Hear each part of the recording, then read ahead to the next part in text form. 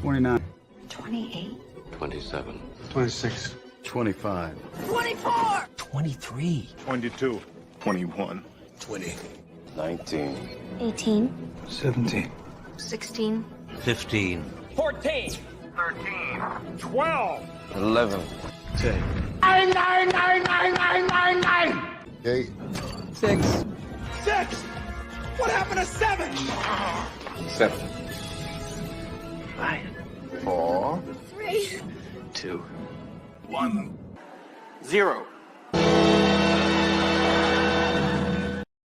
Well, as you guys know, I do a 30-second countdown to get by YouTube's rules about profanity so that I can say, where the fuck is everyone? It's Friday night. I have a guest. It's not going to be just me. So if there's anyone here, which YouTube apparently has not been sending out notifications because there's 2 people here. We've got Jake Mccoy from Mccoy Blade Works. So if you don't know, Jake Mccoy was a staple at he was a staple at the Microtech booth. He's been in a lot of my videos. Him, his dad, his mom have been some of my favorite people to see at knife shows. And now none of them come to the knife shows that I see anymore. And so it's been pretty depressing. So I just thought, hey, it'd be fun. Just let's bring Jake on and get him to guilt his father into coming on sometime. And I do know I did this because this makes me happy. This makes me happy. I love seeing that. It is funny. Jake, how the hell have you been? I'm great. How are you doing? I'm doing well. I'm doing well. I'll ask before anything. How's your daughter doing? She actually saw a specialist today. She saw a specialist. They figured out that, yes, she absolutely does have this weird called rumination syndrome, which is a miscommunication between the brain and diaphragm and the scalene muscles along the sides. So we know what it is. And now she just basically has to reteach her body how to utilize those muscles properly. So it's going to be a long process, but at least now we know what's wrong. What's the solution for that? Is it is it medication or is it? No, there's no medicine that's going to fix it. She basically just has to, through a process of exercising in deep breathing and diaphragmatic breathing while attached to a machine, she basically has to follow a pattern of breathing and things like that to teach those muscles how to properly work. There's an issue with the vagus nerve. So the vagus nerve is sending the wrong signals to the muscles of the abdomen. And so what's happening is when we eat, typically your diaphragm relaxes, the scalene muscles along the side relax to allow the stomach to do its thing. But what's happening is those muscles, every time she eats, are all contracting and just basically forcing her to vomit every time she eats. So that'd be a really rare condition too, right? It's weird. Yeah, they're saying it's kind of weird and they just really don't have a handle on what actually causes it, but it's like a miscommunication with the vagus nerve that runs all of that autotonic, sympathetic nervous system. So that's crazy. With what you said to me about like what they were kind of accusing you of too when you got there, I was like, oh yeah, off to. I'd be going crazy. I haven't told everybody the whole story about what happened. I've told some people. I really don't want to have people think that I'm that guy that goes ape shit in the emergency room and threatens bodily violence on doctors, but I absolutely did. I had to advocate for my daughter to get her into the hospital. They accused us of doing it. They accused my daughter of being bulimic and doing it to herself. And I was like, look, just admit her or I'm gonna start breaking things and people. Oh my God. We've met Jake. I'm not a little guy, Jake, right? I'm not a little dude. I'm not the guy you want to have breaking things in your workspace. People start freaking out. So speaking of not being a little dude, I know we haven't talked about knives yet, but how is the working out for the competitions and things going? So if you guys don't know, Jake are you a professional bodybuilder at this point, or I'm not a pro. I'm still an amateur. So I started when I was 17. I think so. Everybody that saw me at shows and everything, that's the main comments that I get is how much bigger I've gotten, because my first knife show was Blade Show when I was 12. So I was around like 120 pounds then. Yeah. And now I'm around a little over 200. So yeah, I'm not a pro yet. I'm still an amateur and everything, but have a lot of pros teaching me, helping me out and stuff like that. I see. Your dad's not a little, for your dad being almost my age, like he's incredible. So I just decided that I like bacon, cake, and beer more than I like having a 6-pack of abs. Like I could go work out, but I'd rather play video games. You wouldn't even recognize my dad. He stopped training for like a month, just about it moving with the process of moving and everything. He stopped training. He's like, he shrank. He doesn't even look the same. So if you guys That's haven't, like, it. this is my only commentary. So everybody that's drifting in, this is my only commentary on what's going on. So I'm going to change that here a little bit because I know that's going to piss people off. YouTube doesn't like it. I think it's my favorite part is my favorite part is from where I see it. I don't know if the green screen's hiding it, but the sides of your hat makes it look like you're like missing part of your head. I mean, is that what it is? Oh, or is that your mic? I can't tell. I have a boom mic. Oh, okay. It looked like the sides of your hats. Well, and the cables on this are green and stuff like that. So now the actual fact, the reason that Jake is here is one, Jake has been in so the first Blade Show West in Portland, that was what, 4 years ago? I think so. I think 4 years ago. 4 or 5. Yeah, it was like 4 or 5 years ago. That's when we first met. Birthday, I think. 18th birthday. Yeah. Yeah, I was gonna say. So you were 18. 19, something like that. Yes, and sir. this was the first knife that I ever showed you. I remember that Sith DOC. Yeah, I remember it. You went and got everybody. You're like, guys, you got to fucking see this. You did that in Elliot's shop too, right? Yeah, I did. That's awesome. So, but for those of them that don't know, tell us about the fact that you are, like, what you're doing and Mccoy Blade Works and what's going on with that. So I just started. Well, I left Microtech last year. 2 weeks before Blade Show, I left Microtech and went out on my own and decided to start making fixed blades starting out. And now I've just started to kind of slowly ease into folders. So I'm doing mainly fixed blades now, but starting to work on folders now. I have a lot of great teachers. I've been blessed to be in a position with a lot of phenomenal knife makers that have helped me out along the way. And I wouldn't even be close to where I'm at if it wasn't for them investing in me and helping me out. It's been a great process so far. You've had, you had, let's see, well, you had Anthony and everybody that works there, and what is it? Borka, I can't think of his name off the top of my head. He's a great dude. Sebastian, yeah. Yes, sir. Yeah, he's a great dude and some great knives. So yeah, you've had some really, really good, strong influence. Do you have one of your knives that you could show us? What one of your? I have one on hand actually. So look at that. This is my Genesis folder. So this is the first. This is the prototype. So I kept it for myself. But this is the Genesis, the first ever folder I made with Vegas Forge. Oh, it's hard to see it in the reverse camera with virus. Right? You're having a hard, like, which way do I go with this? I get lost. I'm trying to see since the camera quality is so bad. It's actually not bad on our side. It's not horrible on my side. Really? Okay. Yeah, good. it's not too bad. But yeah, this is my first ever folder, so I didn't make a clip for it or anything. I've, like I said, kept it for myself, and I made 2 folders and brought them both to Blade Show. And then I have 4 folders I'm working on right now, a new design that I have coming out called the Disciple. So I have another folder design I'm working on with my mentor that lives about an hour north of me in Palm Beach, Florida. That's Edison Brajas. Yeah, Edison. Edison's a great dude. You said Palm Beach. I was like, you said an hour. I was like, I bet he's going to say Edison. I was like, I know exactly who he's talking about. Edison's the best. You know, Victor, he lives 20 minutes away from me. And his church, most people don't know, Victor stopped knife making full time. Now he's a full-time pastor. So really? He runs a Pentecostal church right down the road from my house. So I'd moved down here before I knew any of that. And then I started talking to Edison because I've known Edison since I was like 14 years old. And he was like, yeah, you need to come up to my shop sometime. He's like, I think Victor's close to you too.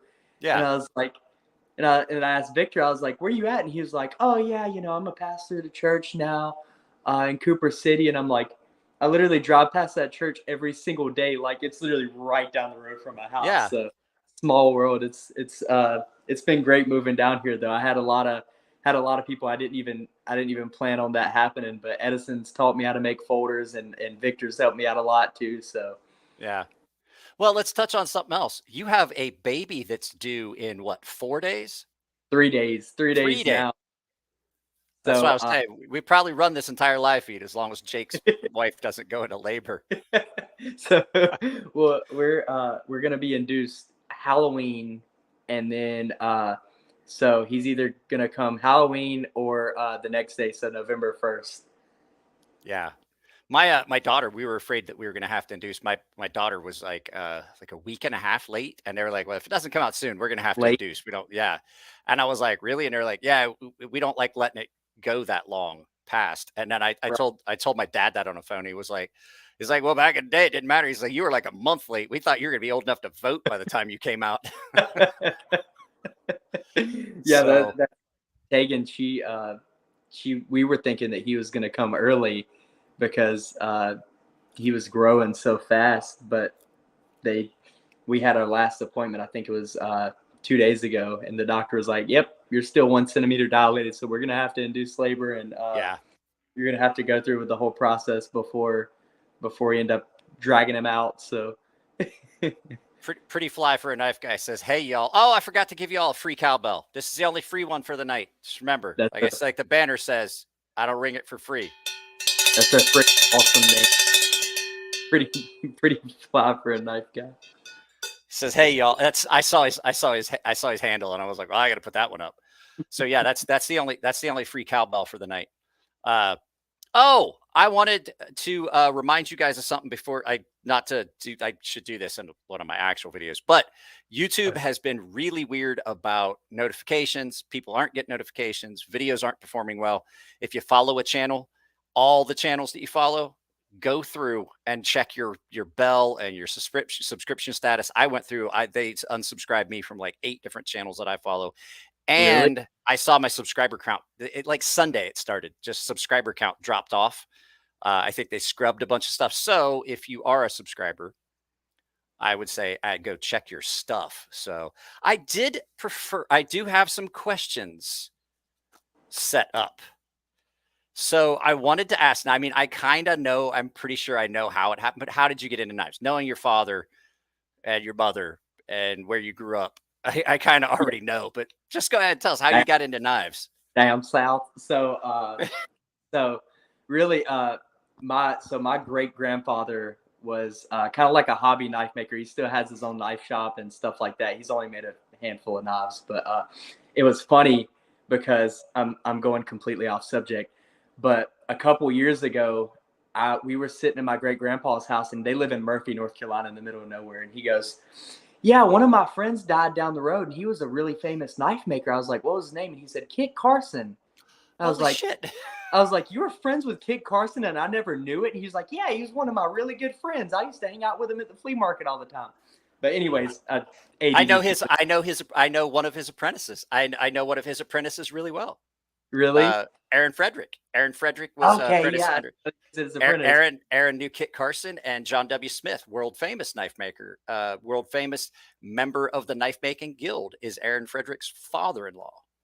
That's crazy. Yeah, my great grandfather was like, "Yeah, my friend, he lives like 2 miles down the road. He died.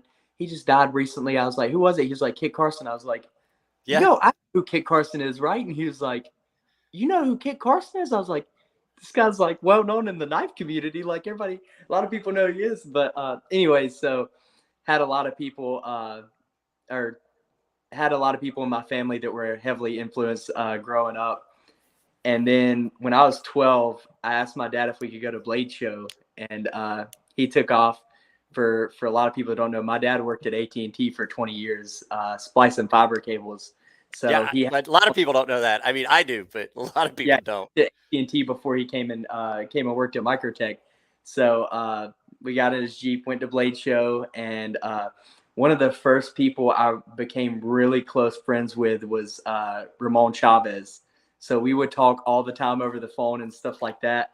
And I finally got to meet him in person. And then I think it was his first show too, is when he had his first like debut in Blade magazine or something. God, that was a while ago. Holy crap. Yeah, I was freaking out meeting him because I always wanted one of his repercussion fixed blades and stuff. But yeah.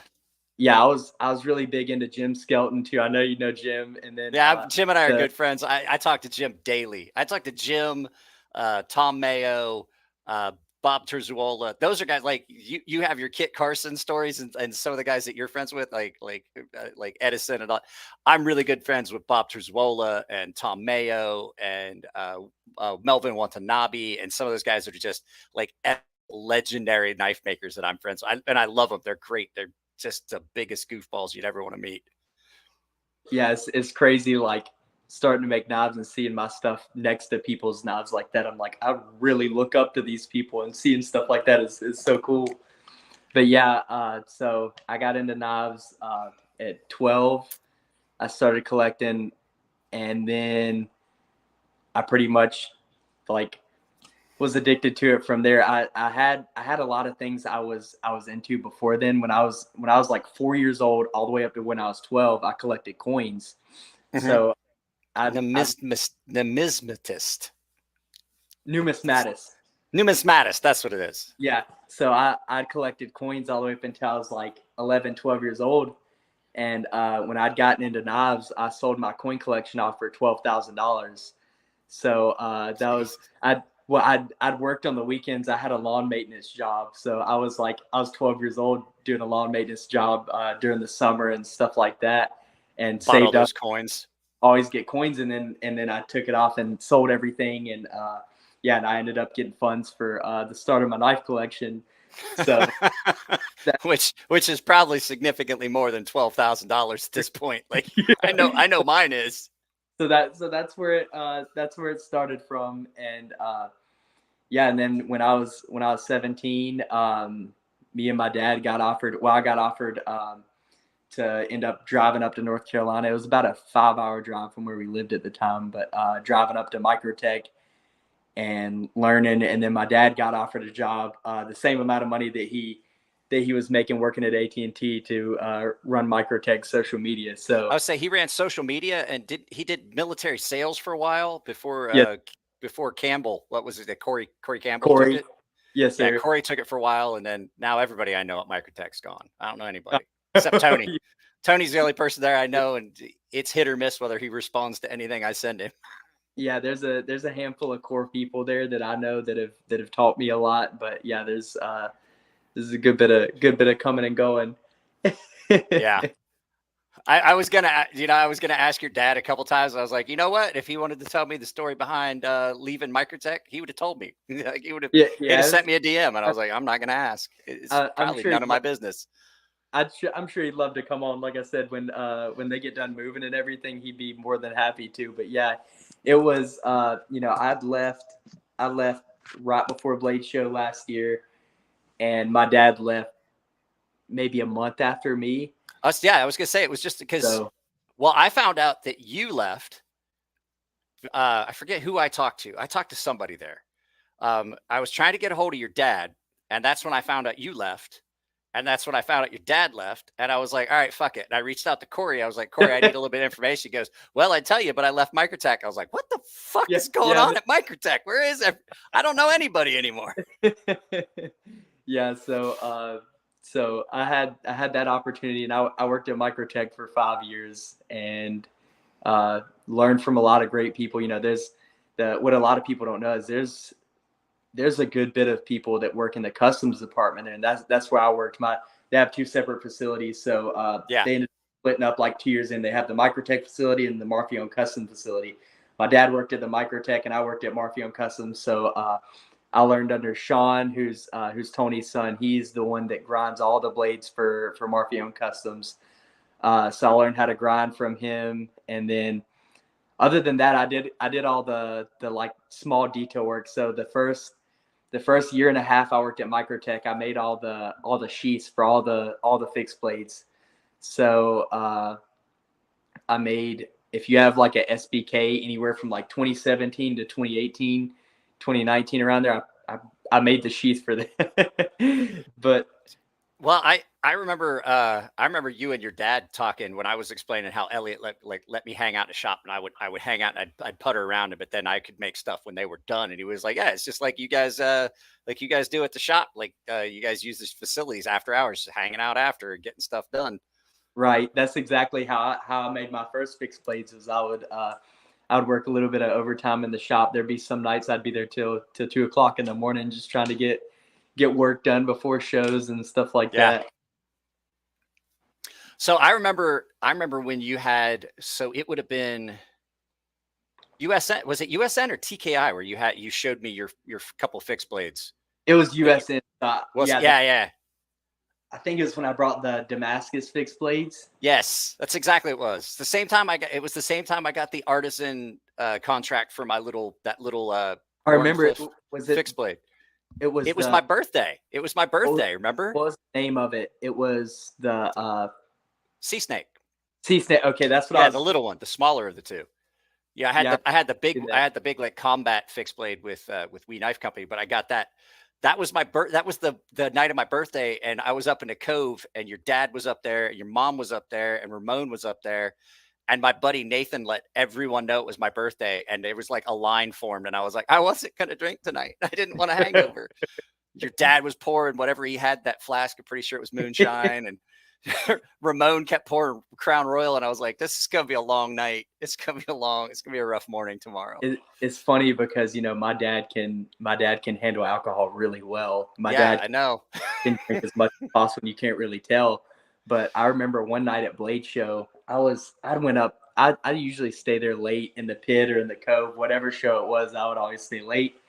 But for some reason, I went up at around like 11:30 at night or something. My parents came up at 1 o'clock in the morning, and my mom was like, "Oh my God, you won't believe what he did." And I was like, "What did my dad do?"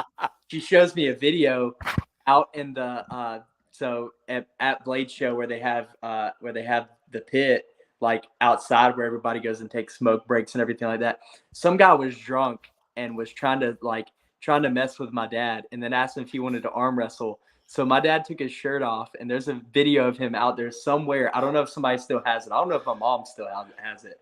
But he's shirtless outside of the cove or outside of the pit, arm wrestling on top of a trash can. And he almost broke this guy's arm because he torqued it so hard. So if you guys haven't ever seen Jake's dad is what is he, about 6'2", 6'1", 6'2"? He's like, he's like 5'10". I thought he was almost my height. No, but he's an animal. He's a monster. You look at him, you're like, good God. There was one night too, I remember, it was in the cove. Ramon, it was a bunch of us. Sebastian was there, Ramon was there. And not a lot of people know this too, but Ramon is a 5-time New Mexico arm wrestling champion. Have you ever shook hands with him? I got big hands, and I shook hands with Ramon. I was like, Jesus, that is not a normal thing. I got a video of Sebastian, like they both sit down across from each other, and Sebastian gets ready and they lock hands, and then Sebastian just goes, "You know what? I'm not going to do it." And walks up. And then Ramon and my dad went against each other, and they literally sat there for almost a minute straight, and neither one of them budged until both of them got tired and gave up. They were like, "You know what?"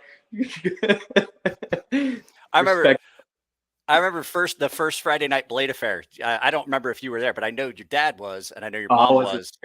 I won a Todd Rexford, and I got it, and this guy was like on my ass. He's like, "Are you going to buy that or not?" And I was like, "I'm here as a proxy. I don't know if I'm buying that knife." And he just he's like, "Well, you got to buy it." And I turned and looked at him. I was like, "If I hear your voice one more time, you're going to need a fucking ambulance." And your dad was standing right next to me. He goes, "I'm a big boy." He said, I look mean. He's like, "But what you said right there?" He's like, I took a step back. He's like, I wasn't sure he was talking to me. He's like, there was some intent in what you said. I have to ask, what was the first knife you ever got, and who got it for you? I would imagine it's going to be the same. It was probably someone, either father or grandfather, but what was the first knife you ever got? So I remember this very specifically. So my brother, he played football. My brother was the #1 center in the state of Georgia for in football, and I was at one of his football games, and I had an M-Tech, and it was camo. And I was out playing football with a few of my friends, and I lost it, and I was like freaking out that I lost the knife. So we get home and my dad gives me a Benchmade Griptilian, and that Oh. was the first like. That was actually like one of the first. What's up, Nico? Is that Nico? Yeah, it's Nico. That's why I Yes, put it up. He told me to. Yeah. Yeah, and so my first real knife was a Benchmade Griptilian.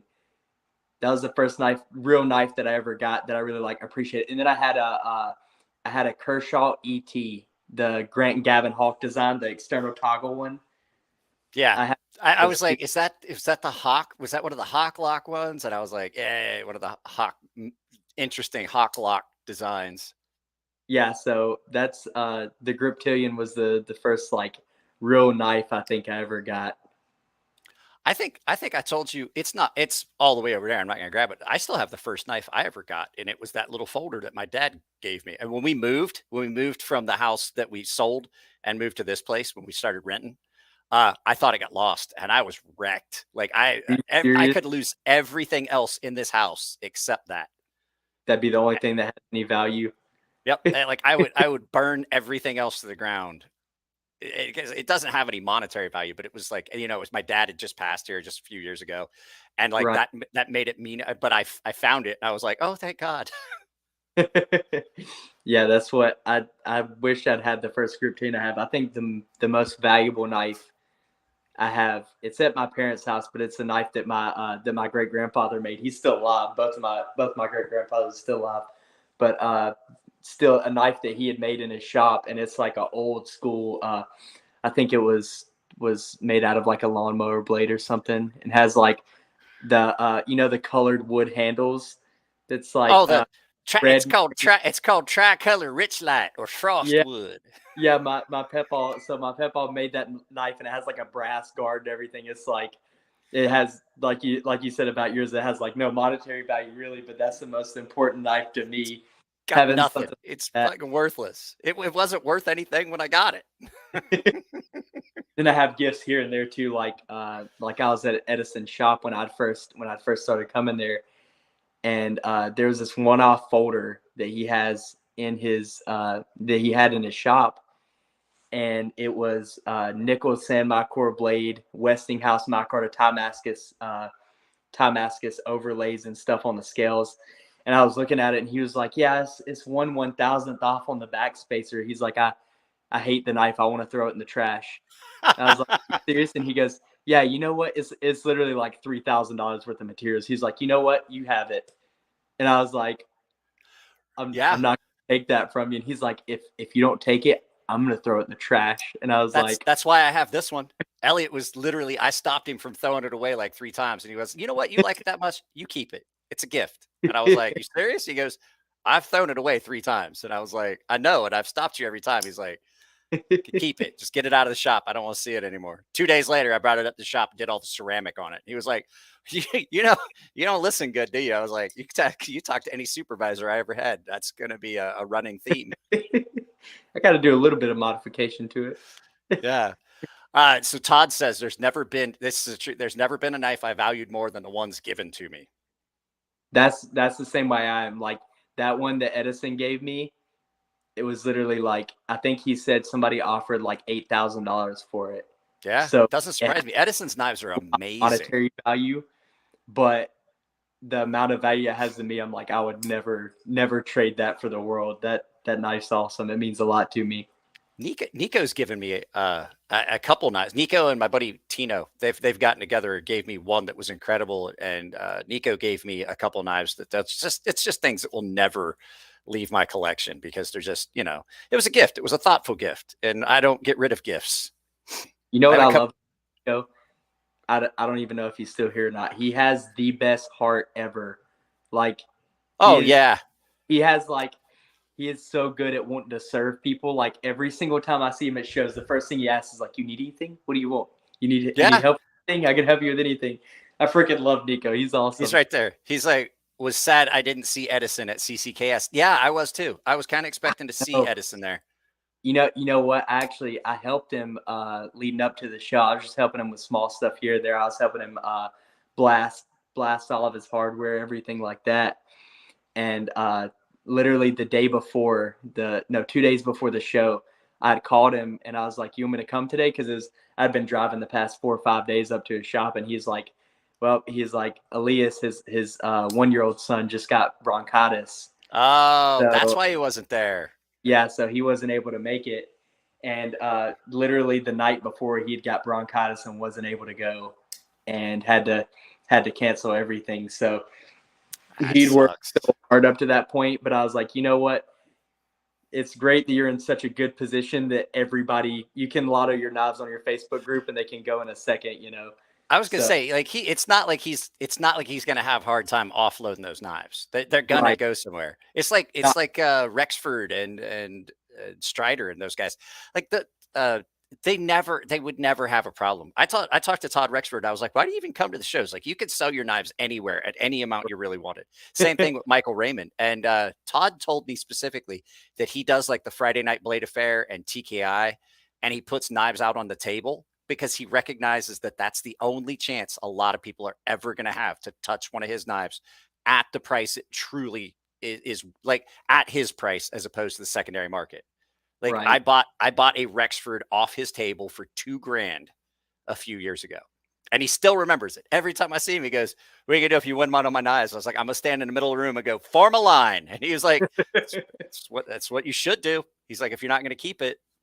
So Rebel Base says, "Howdy, Jake." Jason's on here. Okay, so Jason's one of my really good friends. He lives where I'm from in Georgia, and he helps me. So if anybody's ever seen any of my sheaths, like all the leather work and stuff like that, he actually does all that for me. So Cool. Jason, Because get me in touch with him, because I bought a knife from Melvin Watanabe at the show because I love that old dude and I don't own any of his stuff and none of us are getting any younger. And he's like, he sold it to me. He's like, it doesn't have a sheath. And I'm like, I don't fucking care. I know Jason can make one for you. I volunteered. There you go. He's like, I'll volunteer. I'll do it for free. No, don't. Jason is one of the people, when I say there's a long list of people that have helped me, Jason has helped me a ton. And he actually is really good friends with Jason Knight too. So he's into a lot of origin and bushcraft and stuff like that too. Nice.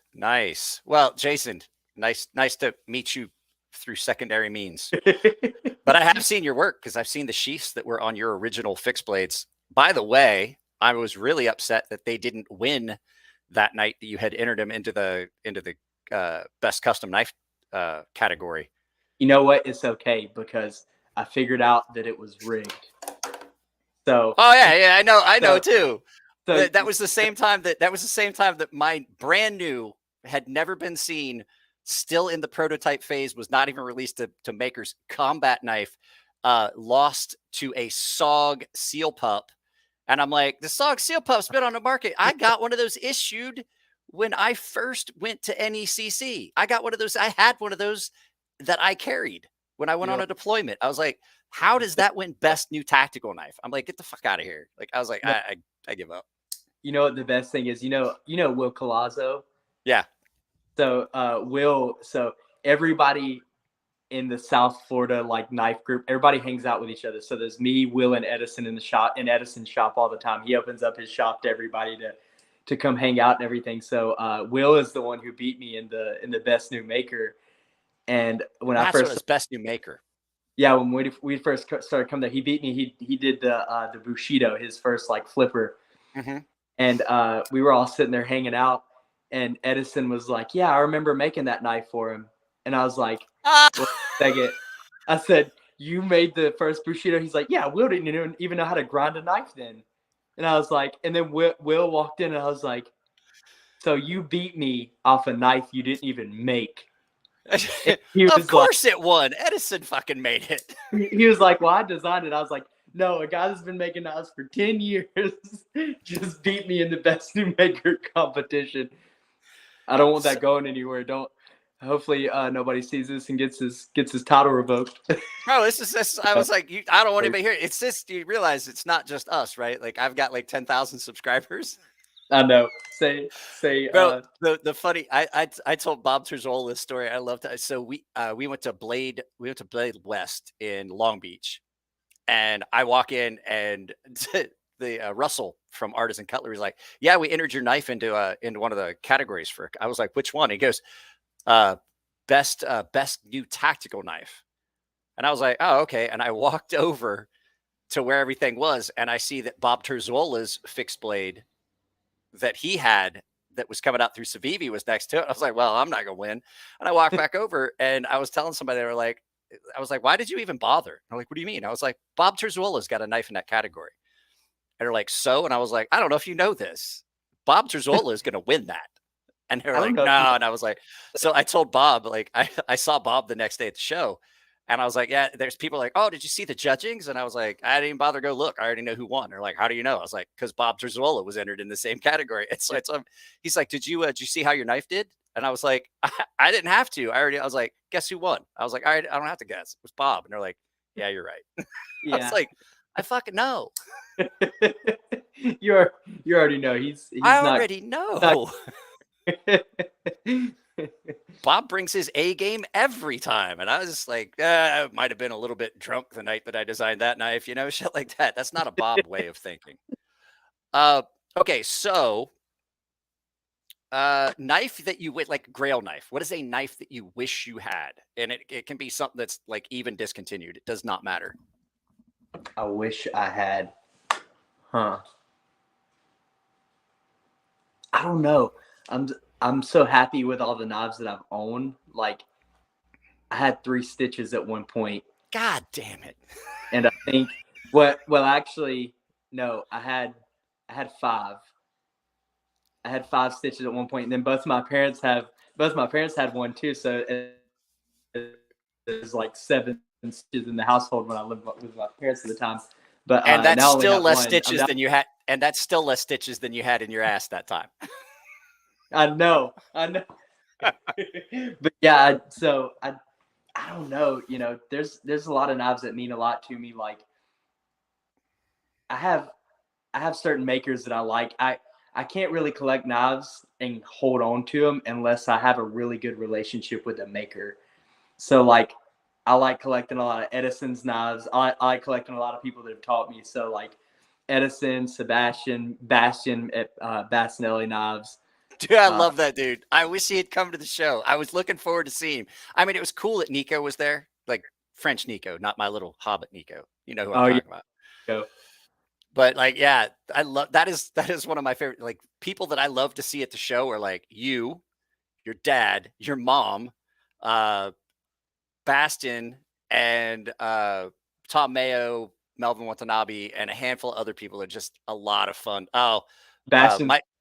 Michael Vangino, he's people are like, he looks grumpy, and I go up and I start talking to him. He's not grumpy. He just doesn't have very many facial expressions. He's just like, That's about half the people at Blade Show. It's the nicest group of people on the planet.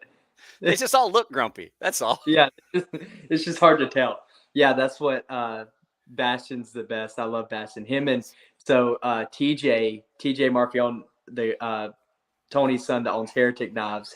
He's 2 hours north of me. I have a Medusa upstairs in purple camo carbon. It's one of my favorite. It's one of my favorite autos. It's one of my favorite switchblades ever. He is 2 hours north of me in Sebastian, and then Bastion's 3 hours north of me in Kissimmee. So they both helped me.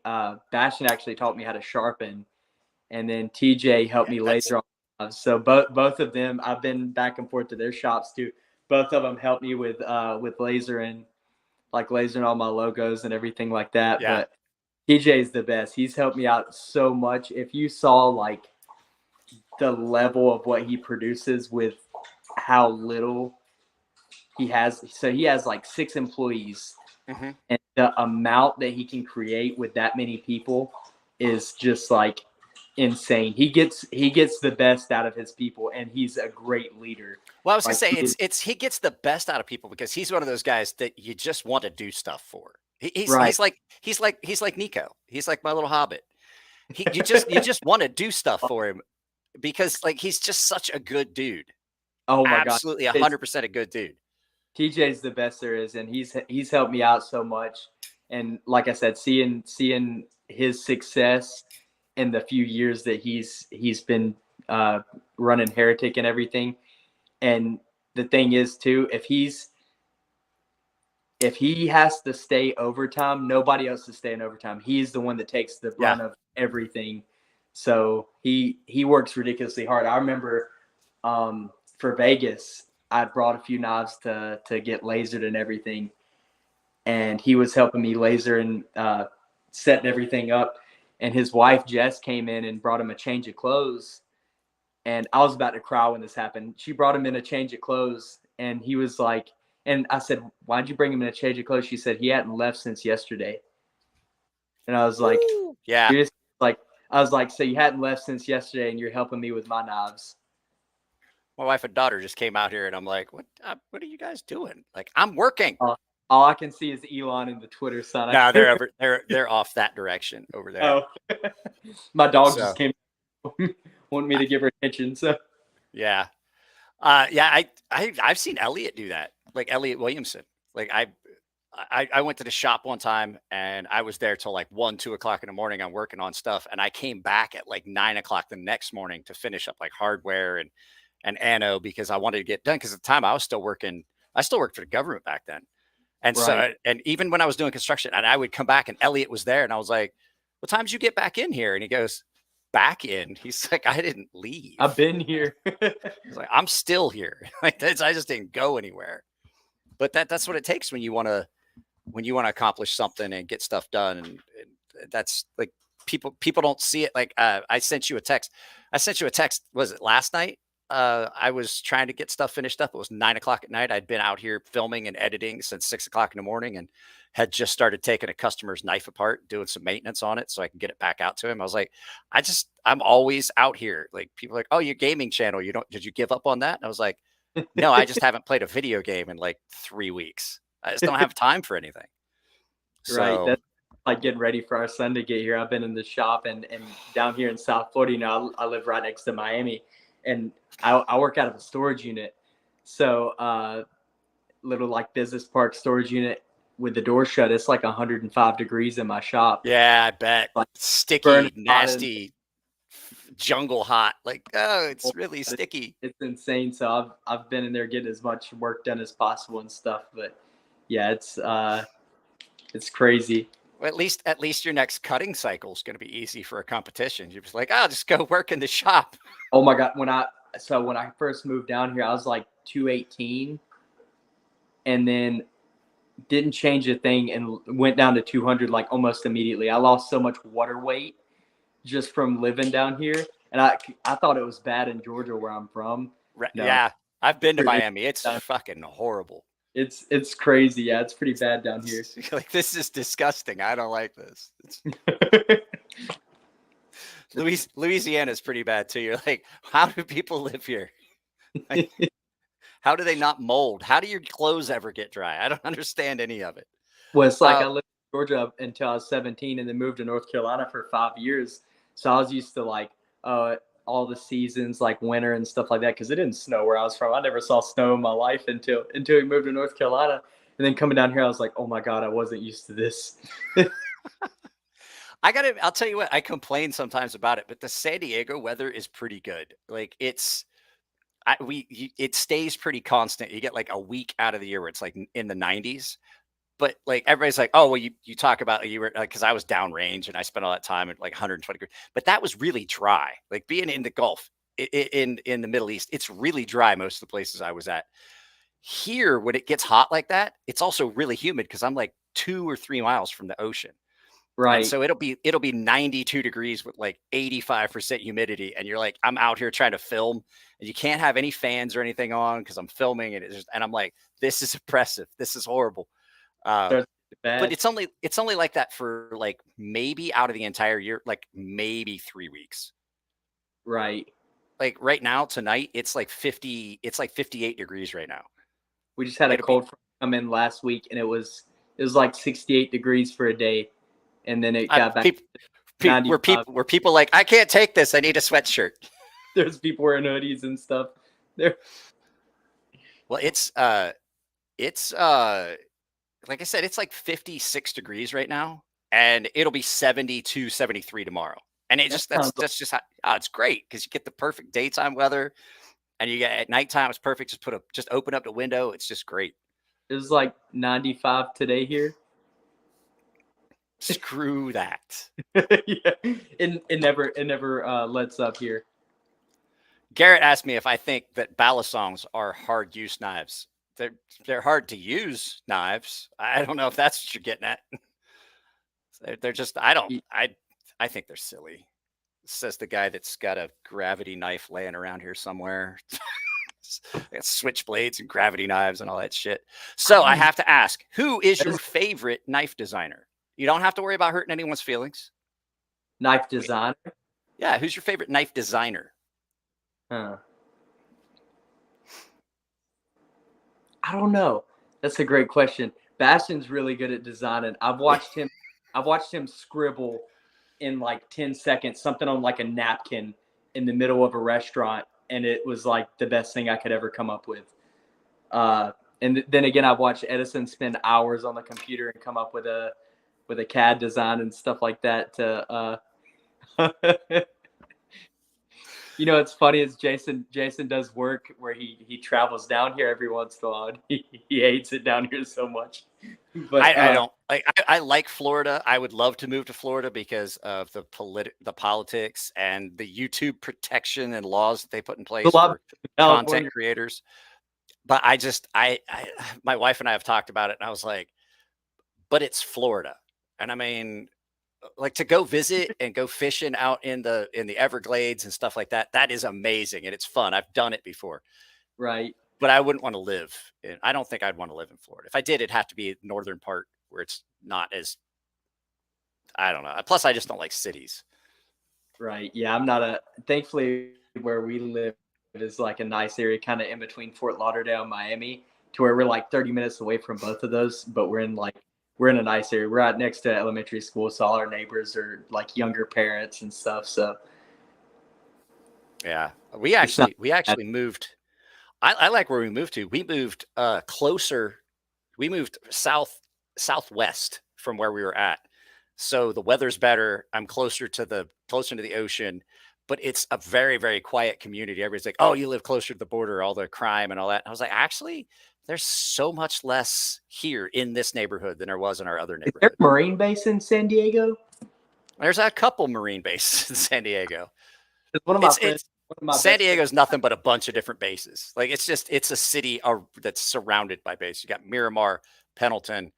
You have North Island Naval Air Station, North Island. You got Point Loma Sub Base, 32nd Street, which is for most of the ships that you're going to see are there. All your aircraft carriers are over at North Island. And then you have down here where I'm at, you have Outlying Field and the amphibious base, which is where all the spec war stuff is. So SEALs and EOD and all that's right down here where I'm at.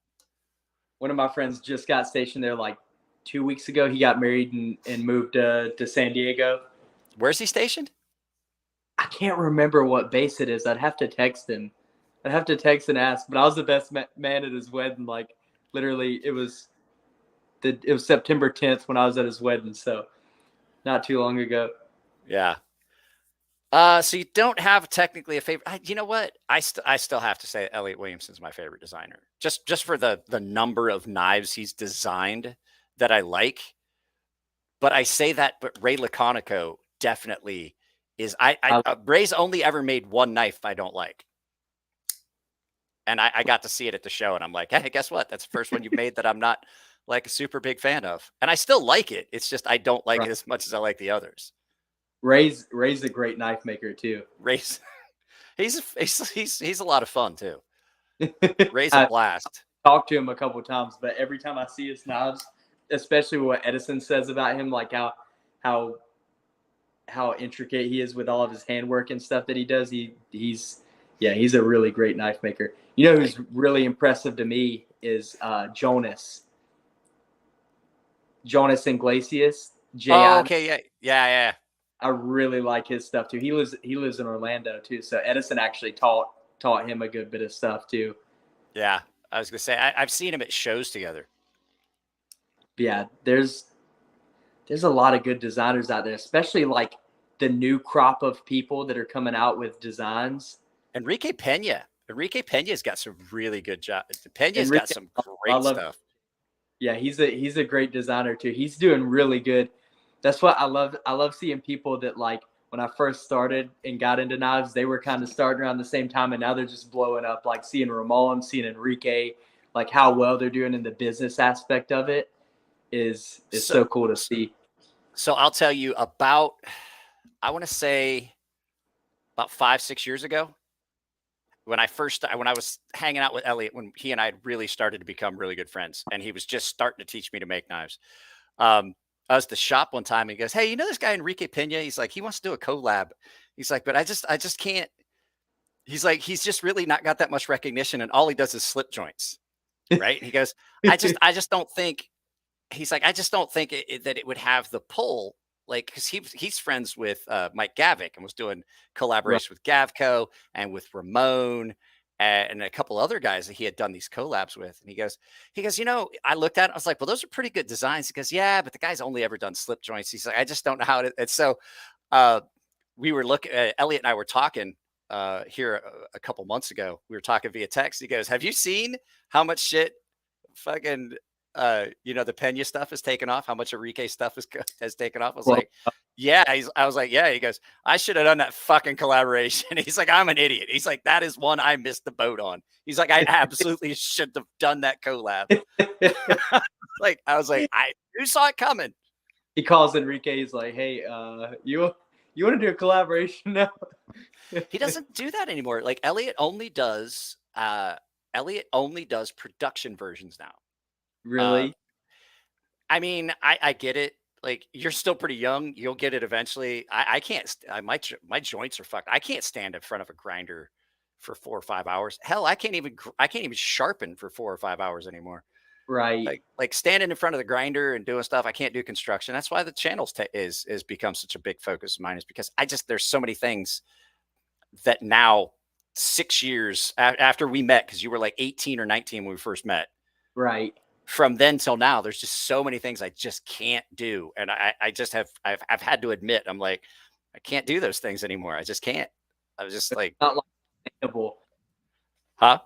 That's like, I've spent nights, you know, a lot of people don't know this too about Microtech. So Sean Marfione, he's the one, like I said, that grinds all the Marfione customs.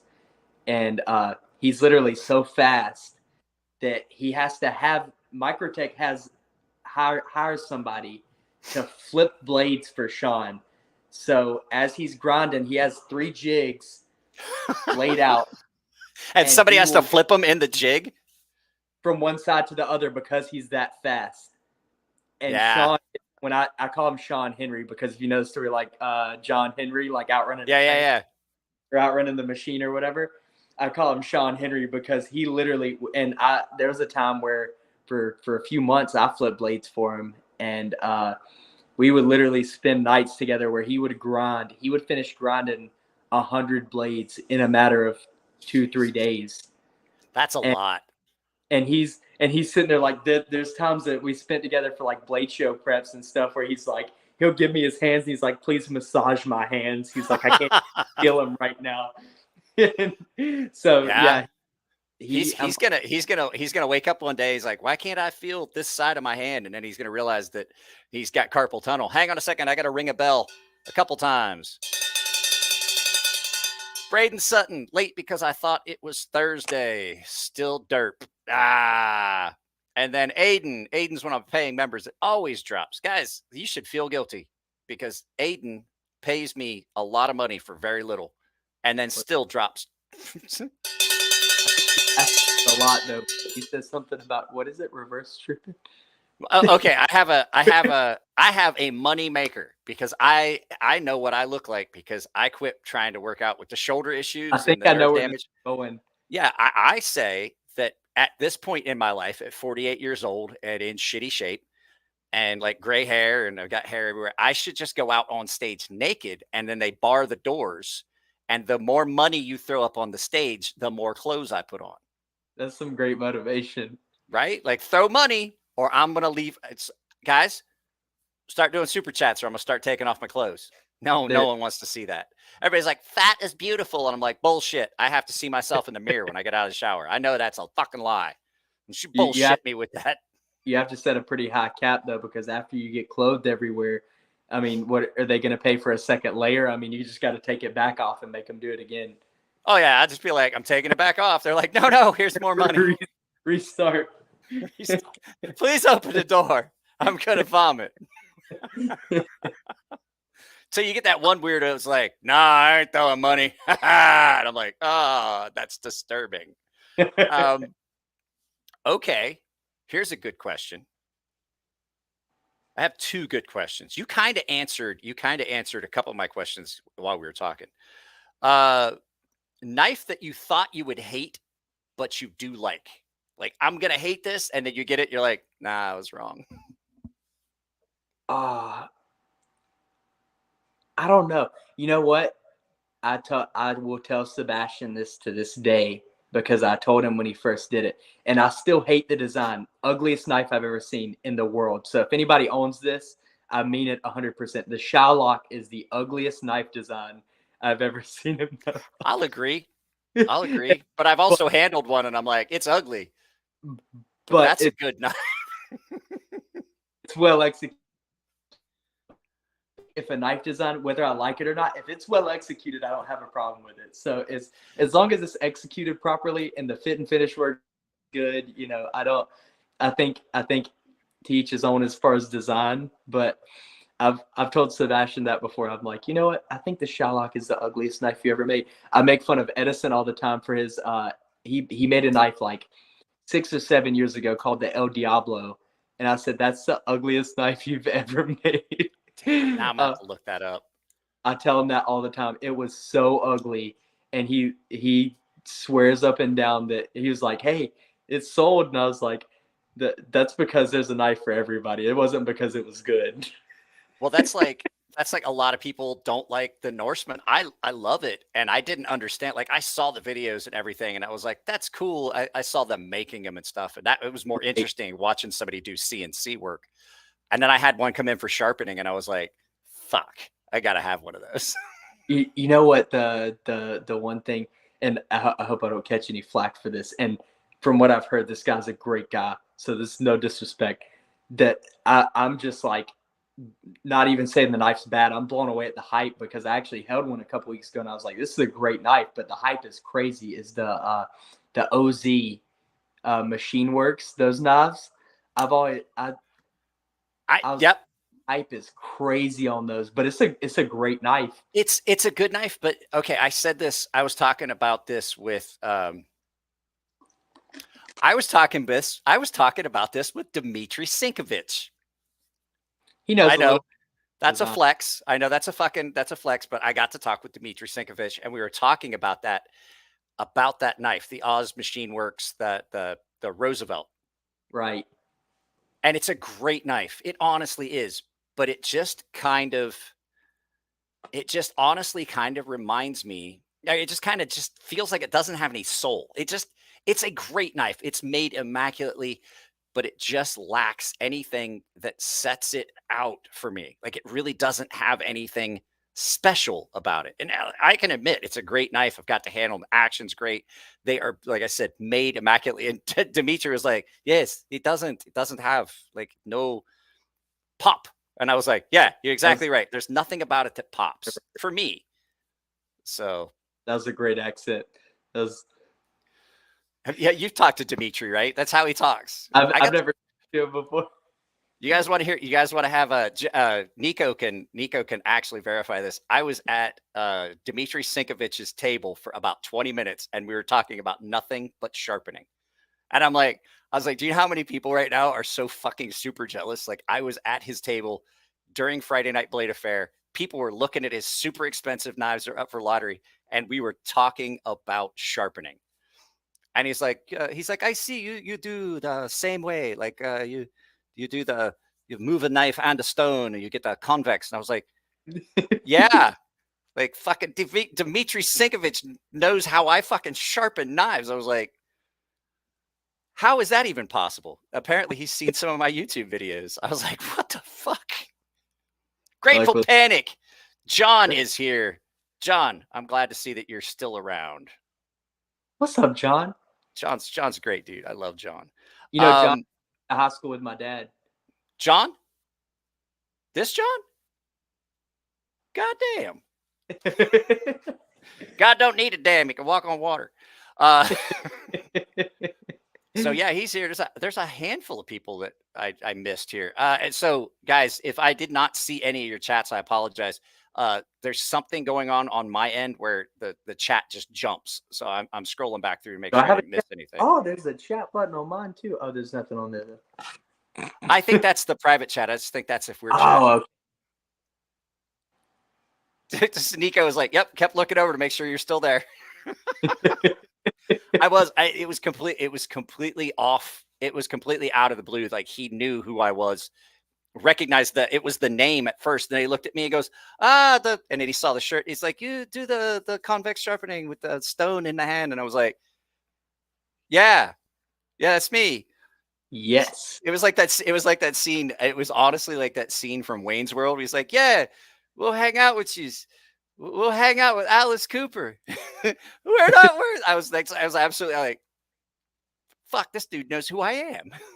I think that was the biggest starstruck moment for me whenever I first got into the knife community. Because like I said, I was a really big fan of Ramon. Mm-hmm.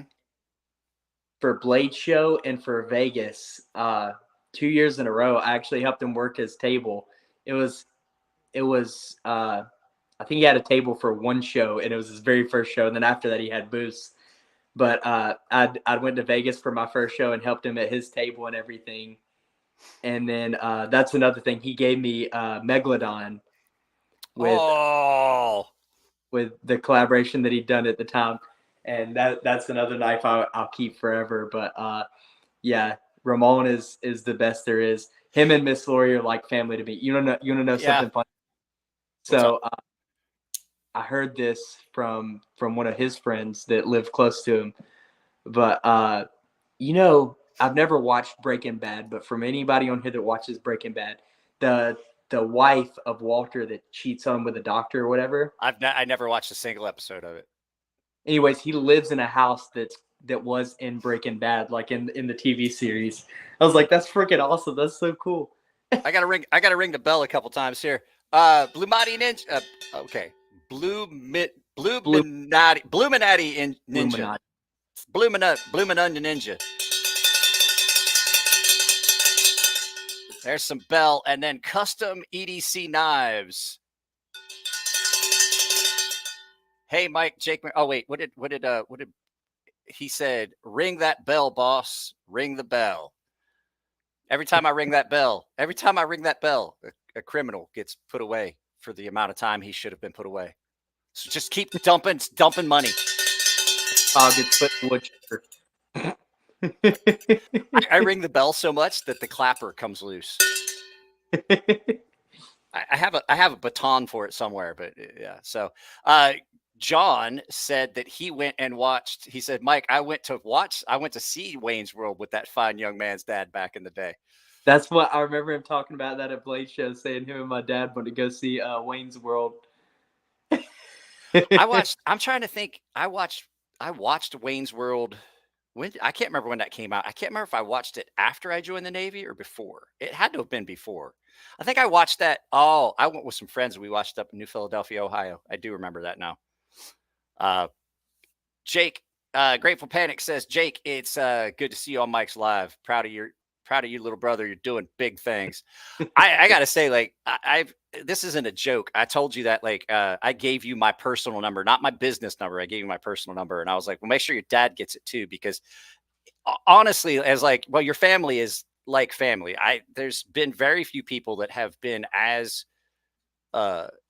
good and kind to me in the knife world as like Elliot and his family and you and your family. So much. I appreciate that. I have to say, for everybody, this I told his parents this. I embarrassed him in front of his mother at Las Vegas at USN. I was like, you have raised the most respectful young man I've ever seen. Still calls me sir. I'm like, you could calling me sir is like putting an elevator in an outhouse. It don't quite fit. Yeah, down here in Miami, it's definitely different because there's a big like Cuban and Colombian population and stuff like that. I'll say yes sir to yes sir, yes ma'am, no sir, no ma'am down here. People hate that here. Yeah. I just don't like it because I was in the military and I don't like. I was never an officer. I didn't have the lobotomy, so don't call me sir. Bloominati Ninja said, "Did I just get called a bloomin' onion?" No, I said Bloominati onion. It fits better. Bloominati. Bloominati Ninja. Thanks, Ninja. It says Jason McCoy is top shelf. You are right. Jason is a great, great dude. I don't get to talk to him as much as I would like. I know he's busy. He's doing big things with big YouTube channels. Yeah, that's what he actually just transferred. That's why my parents are moving. My dad just transferred working with Big Daddy. He's a gun store manager now. He runs all the social media and is currently managing their new like storefront that they had put up. Nice. Yeah, I definitely want to get you. If your dad comes on, your mom has to come on with him. So like make sure that your dad 100%. knows that. Like if Jason has to be there and your mom has to be there. Oh, they'd be in the same place without a doubt. They don't. You know what? There's a handful of people that like I just like. There's no chance I'm ever going to see divorce on the horizon. People are like, it's me and my wife, and your mom and your dad. I told my best friend, I tried to trick him one time. I was like, the wife left. He goes, I don't believe you. I was like, why? Is it because you're not calling me from the hospital with alcohol poisoning because you tried to drink yourself to death? And I was like, this is fair. He's like, you love that woman too much. There's no way that you would ever like. He's like, you didn't commit suicide, so now you're lying. My parents are the same way. Yeah, they've been the best example as parents of how to be. You know. Yeah, I mean, don't get me wrong. 22 years this year. You start to like. I mean, sometimes you get tired of seeing each other, but that's why we have cars and separate hobbies. Yeah, that's what my parents just got to 25 this past November or September. Okay, I have to ask you, a knife that you had and got rid of, but regretted, like immediately, like you sold it and you're like, God, I wish I had that knife back. That's a tough one. Everybody has one. Everybody has one. So I mentioned before I had like 5 stitches at one point. So as soon as I figured out we were having a baby, I pretty much sold all of like a big chunk of my collection to try and, put money back and everything because I knew bills would be coming up and stuff like that. So I think I had a DLC stitch that was without a doubt one of my favorite knives, and I'd sold that one, and I wouldn't take it back because I know it's going to my son and I know it's going to help. But that's a knife that I loved without a doubt. The stitch is such a good knife. I had one come in. I had a custom stitch come in for sharpening one time, and it was the guy kept emailing me. He's like, "You still so busy? When's that knife going to wind up the sharpening bench?" And it was 100%. It was sharp. It was done. But I was just like, I can't send that back yet. I like it. It's a really, and that's one of those ones I didn't think I would like. And then the first time I picked one up, I was like, God damn it, Sebastian, that's a good knife. Yeah, I remember one time we were hanging out. It was actually at the Blade Show after party in like 2016. Sebastian showed us the knife because John Gray had helped him with his first 5 stitches. I think he got him water jet cut. And he was like, yeah, this is a decent knife. He's like, you think people like this design? And he handed it to me, and I was like, this is going to be the next big thing. It was. You were absolutely right. And he was like, there's a lot more work to do, and kind of being humble about it. And I was like, no, this is something that's going to be big. This is something that's going to take off. Me and my dad were both looking at it, and I was like, this is a great design. Like, it's gonna shock a lot of people. And he was like, oh yeah, I'm gonna come out with it and see what people think. But yeah, and Dalibor also helped him with the start of it too. So if you see like his first 5 stitches that were all water jet cut and stuff, they all resemble kind of Dalibor's work with the big aggressive jimping and stuff like that. Zoroaster, he nailed it. It's the ergos. There are some knives that just, when you get it in your hand, you're like, fuck, that's good. Oh my God. And the stitch is one of them. The stitch is one of them. The DOC, the Microtech DOC, and then the La Sanction by Bassinelli. that Bastinelli fixed. Oh yeah, I love that knife. I'm gonna grab my charger. Where are we going? Are we going on a field trip? I'm gonna grab my charger really quick so my phone doesn't die. Oh, if you happen to be cut off, you can always join back in. That link will work more than once. Hobbit. Oh yeah. So Nico bought a house. Well, Nico bought the house he was living in. Really? Just bought a house? Yeah. So he's doing a lot of retrofitting the house with things like air conditioning and things it didn't have before. That's freaking awesome. Congratulations. He bought his just about the time I sold mine. I'm like, I'm tired of this. Like, I don't like owning the house. Like, I'm tired of like the nice thing about renting is like when something gets broke, you're like, fuck it. That's the landlord's problem. Always call the landlord. Yeah. I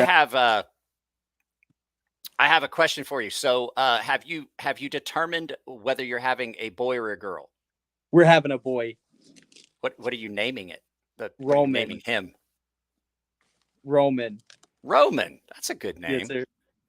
Yeah. And I envy you. You're about to enter into one of the coolest times in your life. And there's going to be times you look at it and you're like, why did we do this? But my daughter, like, so I've known you for, 5 years now? 4 or 5 years? So my daughter was 10 when we first met. My daughter just turned 15. And I'm like, God, I wish I could go back. That time flies by. It just seems like yesterday that she was like just a little baby. It just seems for me, it's just like a blink of an eye. She was just tiny. And here we are. She's 15, making her plans for college. She's taking college prep courses. And that's crazy. That's like, my mom always babysitted kids growing up when I was growing up as a kid. So I've always been around kids and everything. And I've always loved babysitting and stuff like that. And I just went on Facebook the other day and because I'd remembered these two kids that we were really good friends with their parents, and we babysat them and stuff, and their mom had posted, oh yeah, they're at their high school graduation and stuff like that. And I was like, dang, that makes me feel old. And I'm 23. I just turned 23 a few days ago. Guys that worked for me in the military, guys that were like junior guys that worked for me in the military are like, yeah, I'm retiring here in a few. I'm like, wait, don't say that. You're doing fucking what now? He's like, yeah, I'm retiring. Just like one guy was like, I just want to say thanks for all the, yeah. Mine doesn't get much. Mine doesn't get, does yours have the original H clip? It doesn't. So, I love the H clip. Yeah, this is the one with the purple camo carbon. I did have one of the show specials too, but I gave it away. Every OTF I've ever had, I always give it away as gifts because I always get like the show specials, and I can never hold on to them. Yeah, this is a knife that Edison had given me as a gift though. Jeez, look at all that time, Ascus. Yeah, I think I've seen that knife. I think you had that knife with you. Did you have that knife with you in Vegas? Oh, I got this one 6 months ago, probably. Then I've seen pictures of that knife somewhere. Yeah, so Edison's posted it and everything, but yeah, this was a one-off. That is gorgeous. Knife that he'd had. The amount of detail work, he said, this is the rarest knife I've ever made. He said, because he said it's right before he got into machining, and he did everything by hand, literally every bit of work by hand. This is a full-time Ascus backspacer. But if you look at the Westinghouse on one side, let me see if I can get it focused. So if you look at the Westinghouse right here and right here, he said it's literally like 1,000th of a difference from this side to that side. So he was like, oh, I want to throw it in the trash. I was like, oh my God, this much material. Just that Westinghouse. The Westinghouse is hard to come by. Oh, guys, something is definitely burning somewhere close to here. We had a fire that was just up the hill from us this morning. My daughter woke me up at 7. I was trying to sleep in a little bit because I couldn't sleep for crap last night. I was trying to finish up stuff. Well, like I said, I was texted you. I was still working on stuff at like 9 o'clock. It'd already been like way more than a 12-hour day. And so I got to bed like 2 o'clock in the morning. She comes beating on the door at like 7. She's like, I was about half awake. She's like, Dad, there's a fire like right across the street.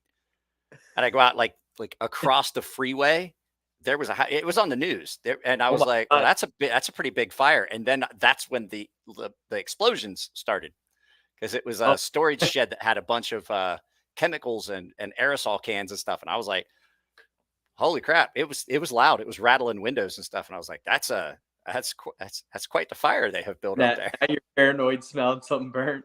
Yeah, I am, because, well, I don't have very much in the way of renter's insurance, and like everything would be fucked. I'd be like grabbing the important stuff, camera, lights, all that stuff. I'm like, grab the computer. I gotta go. So,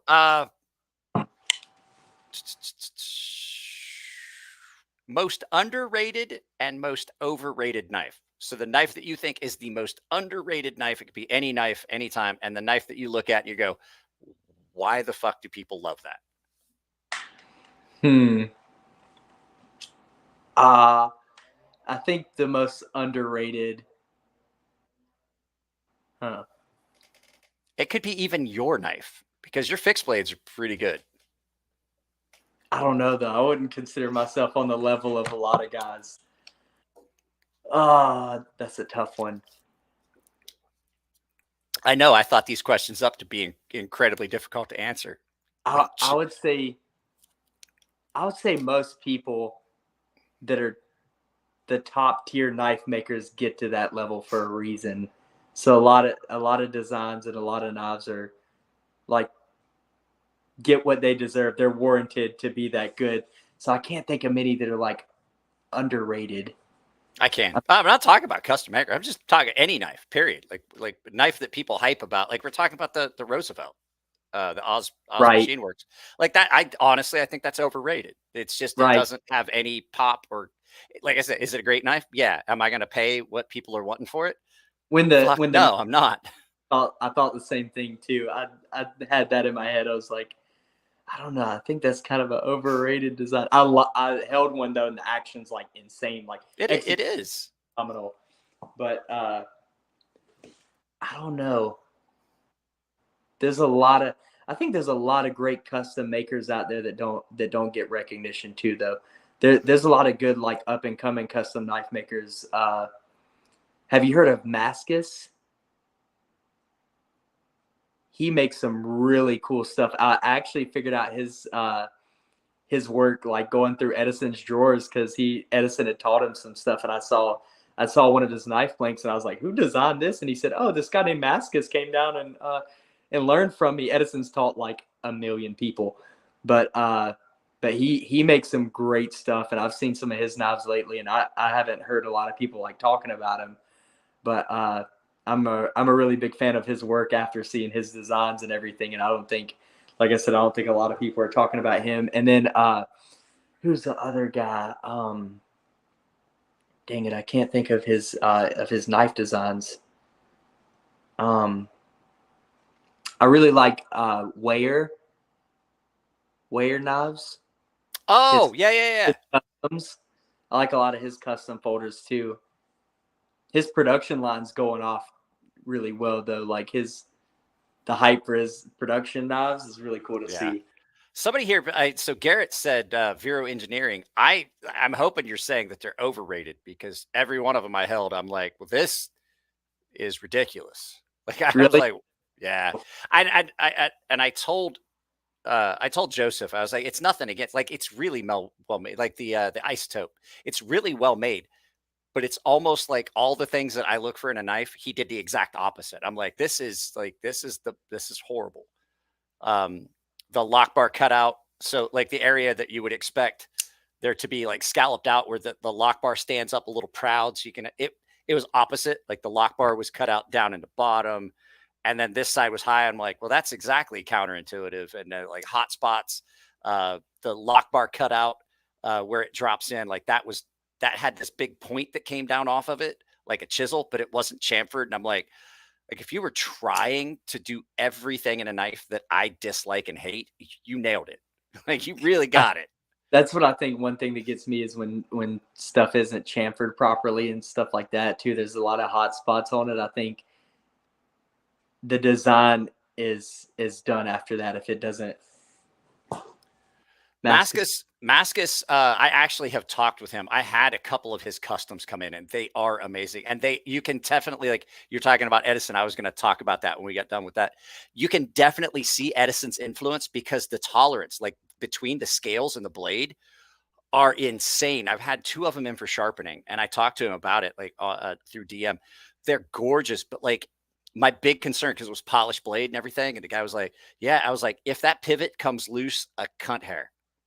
You're going to scratch the fuck out of that. It's fucked. Cause like, it's going to, like, if that pivot comes loose at all, that polish is fucked. Right. Gareth Bull knives, don't see them around much. This is true. I have not seen any Gareth Bull knives for a while. Makes a lot of front flippers and stuff like that, right? Yeah. Yeah. You know who I haven't seen for a while? The guy that makes the smoke. Fuck, I can't think of his name now. Nico, you had the smoke. It was the one that was the production drop smoke. It was a front flipper. It was a little one. I can't think of the name of the guy. His knives I always liked, and they didn't. It's kind of like he just kind of petered out.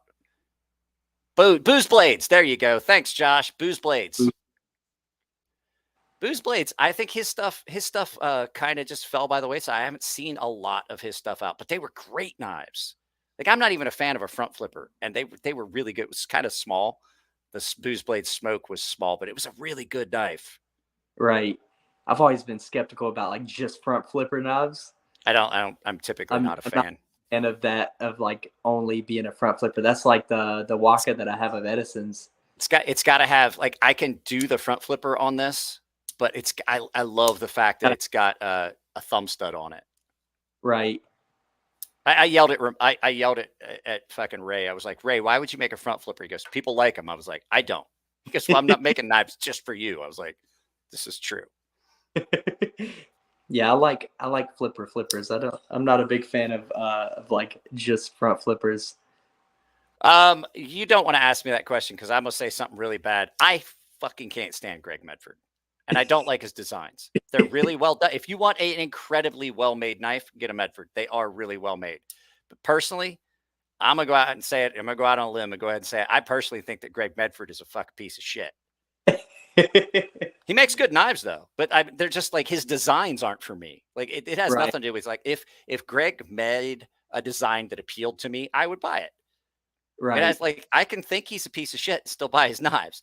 I just don't like his designs. But if you want to talk about some of the best production quality from a CNC factory, Greg's up there. Like the Strider knives have you gotten to see the Strider Megs that Greg made for Mick in-house, like the production Striders? I haven't seen them. I didn't know he was doing that. Yeah, the best production Striders ever came out of Greg Medford's shop. Yeah.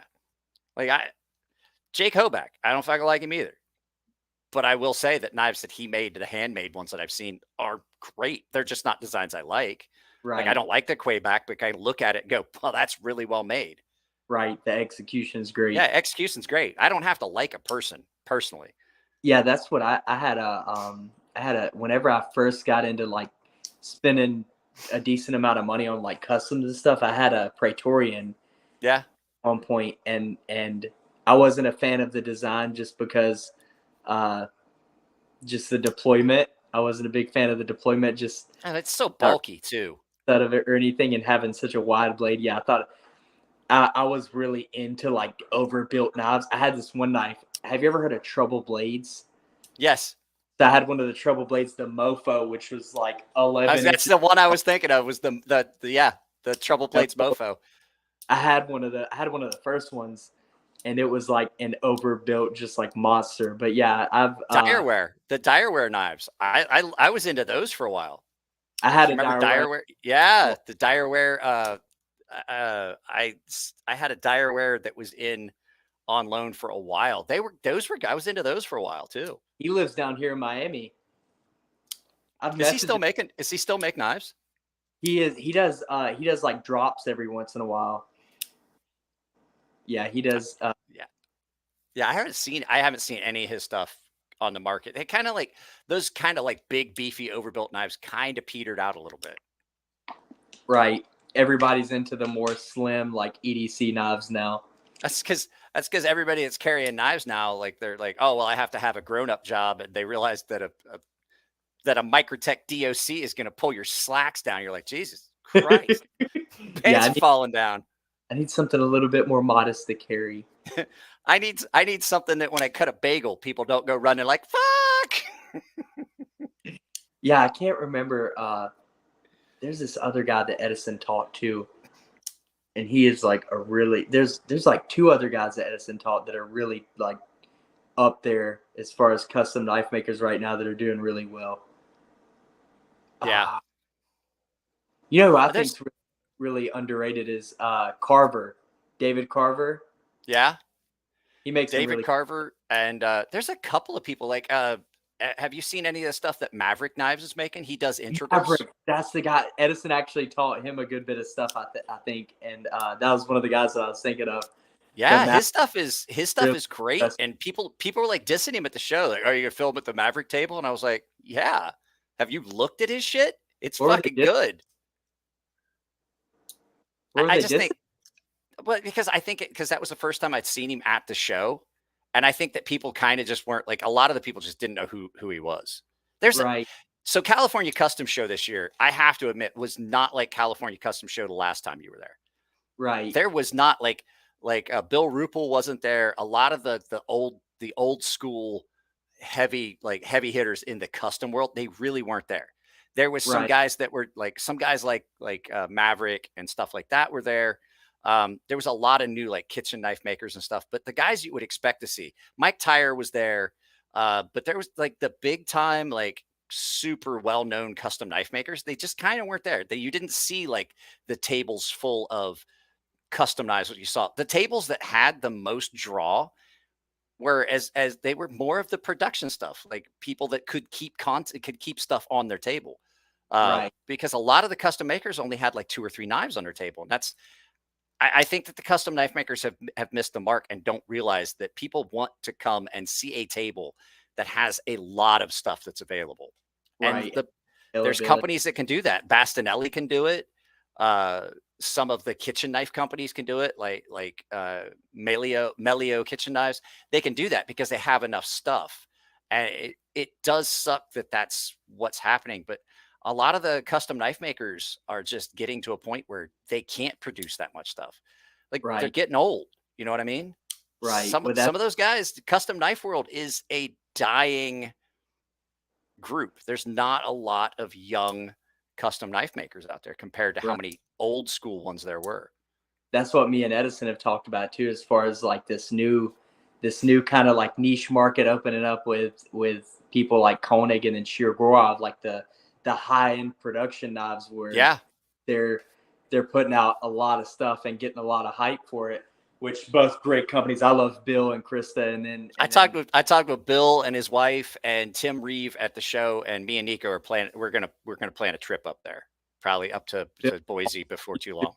Yeah, him and Edison are great friends too. They've done a couple designs together. They did the Goblin together. Mm-hmm. But I did not like that's another knife from a company I really love. Actually, you know what? I told Bill this. I got to handle the Koenig, the mini Arius.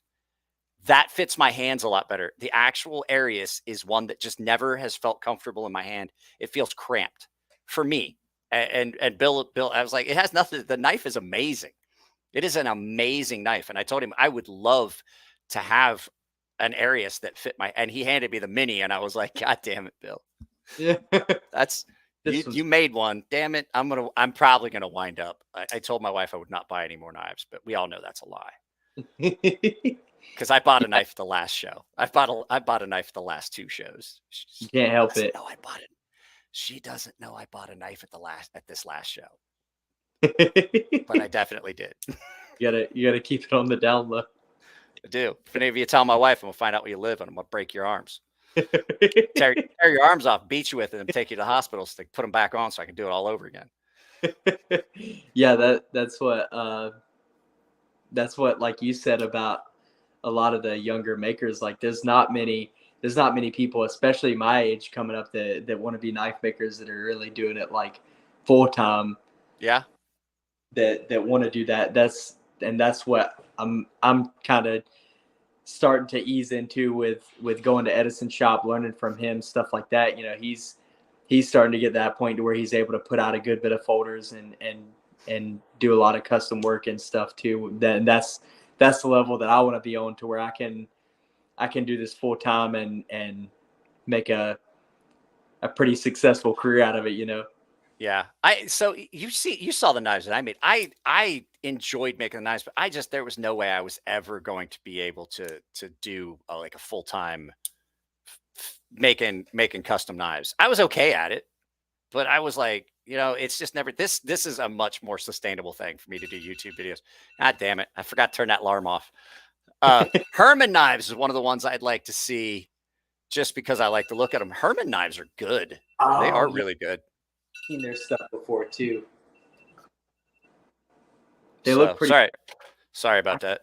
I had somebody offer me, I think it was a Sting a while back, a Herman Sting. Pretty cool design.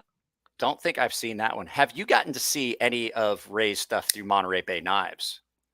Ray Laconico. I don't think so. So Sanford sent this with me. This is the slayback. Oh, I saw you post that. Yeah.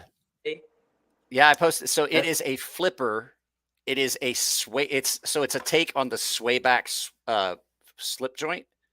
So you see, it's got kind of a curve to it on the spine. Swoop. And then you got that really good blade, but it's a laminated ZDP 189 and 420J blanket. Like the jacket is 420J. So what you get is that really good cutting edge, but you get it at a discount because the whole thing is not ZDP 189. Right. And I texted Sanford yesterday, and I was like, I am probably going to have to buy this knife from you, because there's no way you're going to be able to sell it. Like, I already have just jacked this knife up because I don't want to stop cutting with it. I had cardboard stockpiled to do some testing for some other knives. I cut it all up with this. I'm like, I'm going to have to go to Costco at night and raid their cardboard bin so that I have stuff here for testing. Because I literally, there's no cardboard left for me to cut up. I screamed through all of it with this, and I'm like, that is way too much fun. Yeah, that looks like a great design too. It's so light. The Monterey Bay Knives is one of those companies that right now, like I'm like 100% that's going to be a company that you're going to see. It's already popular. It already has a really big following, but that's going to be a company you're going to see in the future that's up there with, like, when people talk about knives, they're going to be talking about Microtech, Monterey Bay Knives, Buck Knives, like big companies, because Sanford and Ray together have got an eye for what's going to sell. And they've been really good at doing it with multiple different types of material, really, really good, really good execution. Right. And the fact that they're such good people.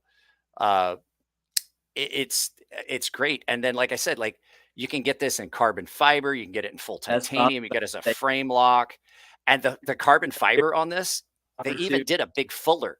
And I'm like, that thing is like, it disappears. You put it in your pocket, you're like, you forget it's there. That's awesome. That's so cool. Zoroaster.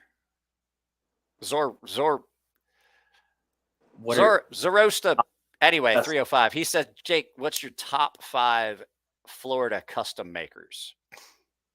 Is there 5 knife makers in Florida? No, I'm just kidding. I guarantee it. So I'm definitely biased to Edison. So that's the first one. Edison, Victor.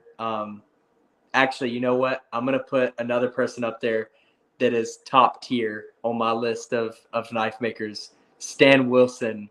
I forgot what part of Florida he lives in. He lives in South Florida, but Stan Wilson is probably one of the greatest knife makers that has ever lived. I'll agree with that. Victor. Who else? There's another knife maker, Melvin Lozada, that is pretty impressive. I've seen some of his knives before. He lives in Florida. And then I'd say Will too, Will Colazo. Oh, no, Jonas. I'm gonna kick Will out. It would be hard to pick 5. Like, you're going through it, and I'm like, I couldn't pick 5 from that list. I really couldn't. They are all so good. Yeah, Stan, Edison, Victor. I don't know. I'm gonna put Stan and Edison right next to each other. This is in no particular order. Victor, Things are about to get silly. Jonas. Oh God. Yeah. and then who else? Who else is out of Florida? Well, you got TJ from Heretic. You've got Oh yeah, TJ. Mike Gavick. Mike Gavick is in Florida, right? Gavco? I think so. Yeah, he's in Florida. So yeah, you already said Edison. Yeah, there's a ton of guys down there. Yeah, there's Bastinelli's down there. Fuck, who else? Florida is like the what used to be like Bradford, PA. Remember when Bradford, PA was like the knife making mecca because you had John Gray, that's where Michael Gavick. You had Gavco used to live there, I think, right? what in Bradford, Pennsylvania? I think so. He used to live in Pennsylvania. He used to live in Pennsylvania. I don't think it was, but that was where. So when Buck first left California, they went out there because Case was there. There were so many knife makers at one point. In Microtech was in Bradford, Pennsylvania. There. Yeah, that was like knife mecca at one point. And then Microtech moved to North Carolina, and then a bunch of folks started moving. I forget where Buck Knives is now, but they originally moved to Bradford. I think in Idaho. No. I was gonna say I think they moved to Idaho or North Dakota or one of those They places. reached out to my dad after he left Microtech about a job opportunity. Idaho. Yeah, Zach just said it. They're in Idaho. Buck moved to Idaho, but they originally had moved to Bradford, Pennsylvania for like 2 years. Right. And yeah, so, the Microtech facility is still in Bradford. There's they have their water jet cutting stuff. They send out all their blanks and stuff from Bradford. Yeah. Oh, the old guard. That is, if you have not gotten to see one, that is hands down my favorite Monterey Bay knife. It's called the Old Guard. It is a gorgeous, gorgeous knife. It is beautiful. That, the pincer, and then this. I think those are my top three. Yeah, I haven't seen many Monterey Bay knives. They're all good. The Sea Otter is their first American made offering. That's their first U.S. made offering. It's not offshore. It's made in the United States. Yeah, there you go, right there. Garrett's. They are great, great knives, and like I said, they're going to be up there with some of these companies that we talk about, like as like old school companies. They're going to be up there with like I said, like Buck and Case and all that. Like when you think about knives, it's going to be synonymous. I really think Sanford's going to do that with the company because he's really just out of the blocks, just kind of knocked it out of the park. That's awesome. Yeah, I'm so out of the loop with like collecting now with like all the new companies coming out. Just because when you become a maker, it's like you start losing every time something new comes out. I'm like, how long has that been out? And people are like, oh, that's been out for a couple years now. Right. I was talking with Sanford. I was like, it's only been a little bit that this is that Monterey Bay Knives EWC. It's a double detent. Doesn't have a lock. I was like, that's only been out. I was like, that's only been out for a little bit. He's like, that knife's been out for like 5 years, like 4 or 5 years. And I was like, no. He's like, yeah. So, Nico and I have 2 very rare ones. This is done in tan. It was done in a tan micarta. All of these were done in a green because Sanford didn't like the tan. There was only a handful of them that made it through the process and didn't just get scrapped. And Nico and I have 2 of, I think, 10 that are in tan. There's an odds you ain't gonna sell either. Right? He was like, he got a hold of me. He's like, I know you want one. He's like, I'll sell you a couple. He's like, what do you want? He's like, I have a few in tan. He's like, there are only a few. And I was like, yes, I would like the tan. As rare as possible, please. That's awesome. So yeah, they're just great people. All right. Pry bars. Are you a fan of pocket pry bars? Yes or no? Is that part of your day-to-day EDC gear? I just carry a knife now. Like, so I've never understood.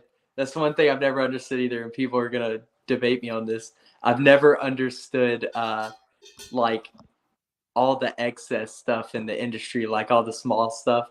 like I've had lanyard beads and stuff like that before, but I've never understood like the pry bars. I don't. I mean, I don't know how many times throughout daily life you're gonna find something to pry, but I don't know. I agreed with you, and I went over to grab one. I agreed with you until I got a couple that came in. I'll bring myself back in. I didn't want people to. I didn't want people to look at my crotch. You were by yourself for a minute. Oh, I didn't understand the whole thing about pry bars until I got the Enigma pry bar multi-tool with tweezers from Rat Bastard. My buddy Nathan makes it.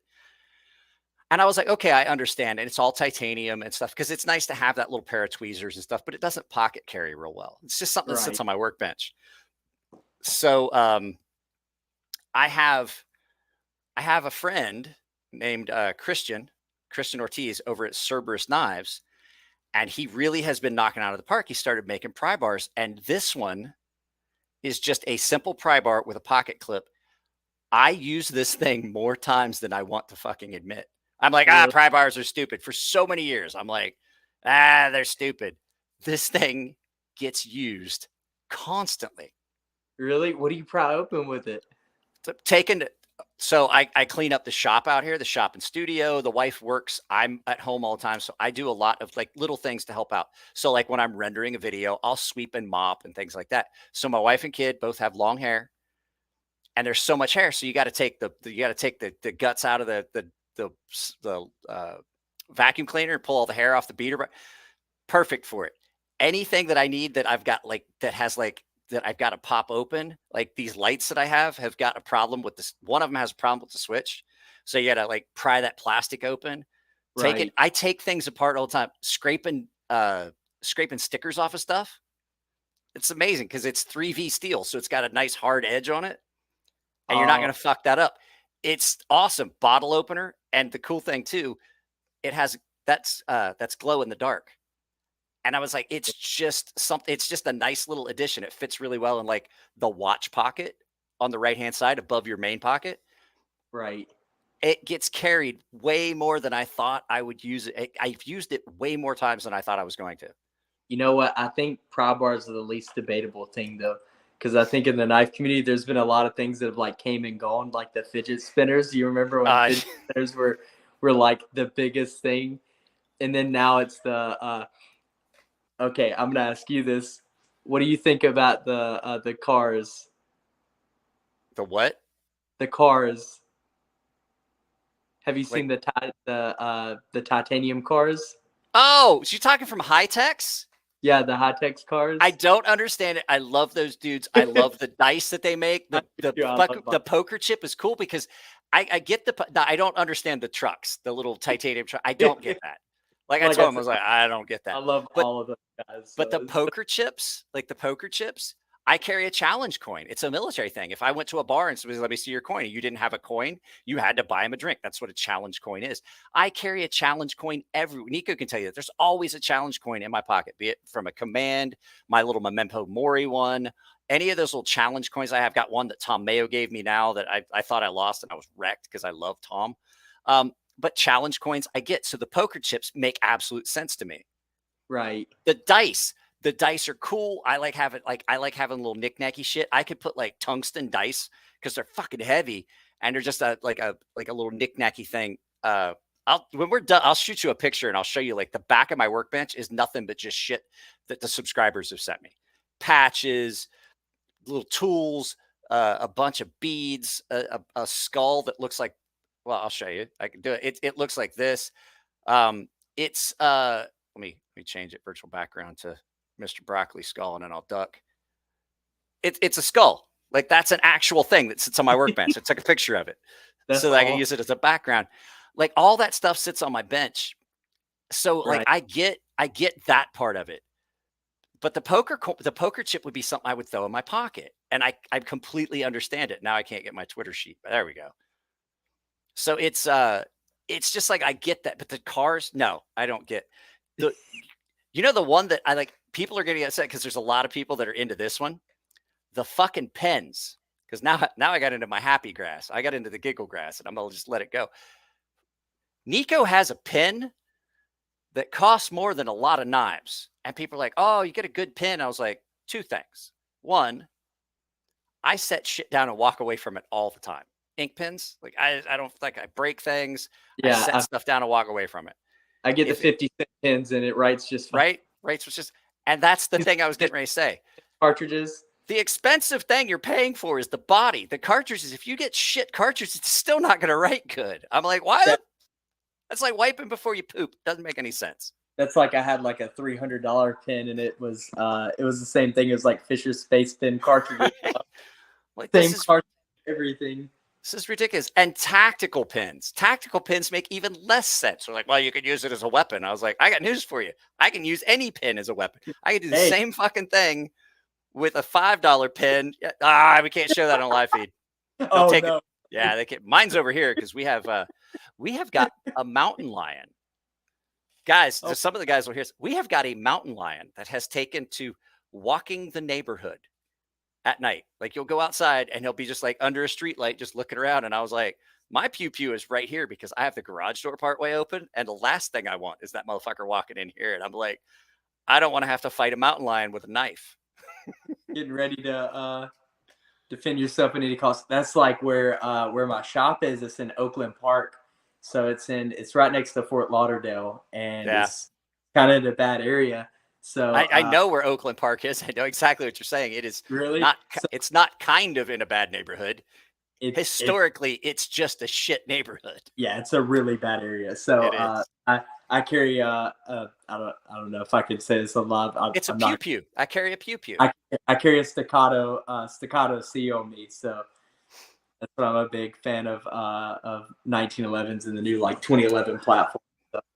I have if you ever come out here, I have a Para Ordnance 1911, all stainless steel with titanium grips, and I put match grade barrel, adjustable trigger, the large dovetail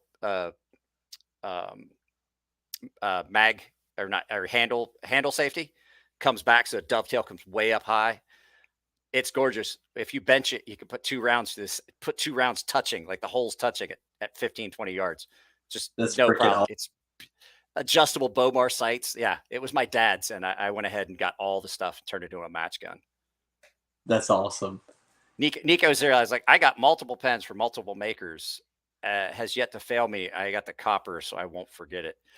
I don't care. I don't know what it is. I do not know what it is about pens. I've had expensive pens, and honest to God, a knife, I will not lose track of where my knife is. If somebody borrows a knife or if I set it down, no chance I'm going to lose a pocket knife. I will lose a pen from here to my workbench. It's just, I'm like, what a waste of money. That's like, I'm really simple. I carry my Waka everywhere. My the knife Edison makes the Waka. I carry that everywhere I go. I've carried it since I got it like 3 months ago, I think. So I use it for everything. I post Edison has like a lot of Facebook traction on his Facebook group and everything. Mm-hmm. And he did a video the other day throwing his Waka at a TV outside, and I had to one up him, so I went outside of his house and threw it at the same TV. So, because everybody posts their Wakas, and they do it all like not even wanting to get it scratched. Like I took a picture of one. I took a picture of one guy's that he had there, and he was giving me a hard time for it because he didn't want me to scratch it. And like I was like, okay, I understand, but I'd like taken a cool picture of it on some rust and stuff, and he's like, oh, don't scratch my knife before he sends it out or whatever. But I always get my Waka and post it on Edison's Facebook group, just beating the crap out of it. I'm like, I know the maker. I can literally walk inside of his shop. Well, that's John Grimsmo gets a kick out of it because I post pictures. Like I'll send him pictures of me doing stuff. I'll send them to him and Eric. And he's like, you were one of the few people that just actually used. I was cutting drywall with this like 2 weeks ago. My landlord put a piece of drywall, fixed a hole in the drywall. And he was like, because it was the cutout for the light. He's like, I gotta go. I was like, I can do that for you. And I literally did it with this. It works so good for that. And people are like, I don't understand the Norseman. And I'm like, you've got this blade for heavy cutting, but you've got this. It's like having 2 separate knives. Like a chisel. Yeah, it's exactly what it's like, and it works so good. And then it's got that good recurve. But I probably should, as much as I love this knife, I probably should stop using it as much because I wind up having to sharpen it more. But it is such, I really, really love this knife. Like, this would be like you're talking about your Edison, the knife that Edison made. This has not failed to be. There has not been a time when it's not been in my pocket or in my waistband since I got it. Like, honestly, unless I just went somewhere where I could not carry a knife. That would be the only time it's not on me, at least part of the day. That's like the Medusa too, is one of the ones TJ gave me. And these are that and the Walker are the two knives that I've carried the most, because I can't carry anything else. Both of them are my favorites as far as EDC. Okay. So we got two things we got to do. I'm glad you had fun. He's just saying that he had a good time at CCKS. I don't remember if I got to see you or not. So we have two things we have to do. You have to tell the story about how you gave yourself a new butthole with a Bastinelli. But first, I have a question.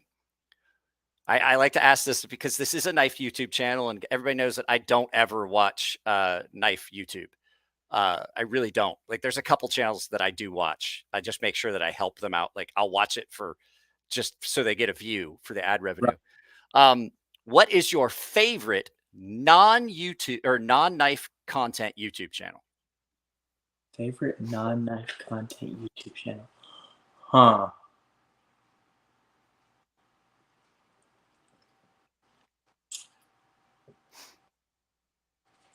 I watch gun videos every once in a while, but I also watch I watch a lot of YouTube videos of like CNC and stuff like that too, because I like learning how to do machinist stuff. But I can't think of one.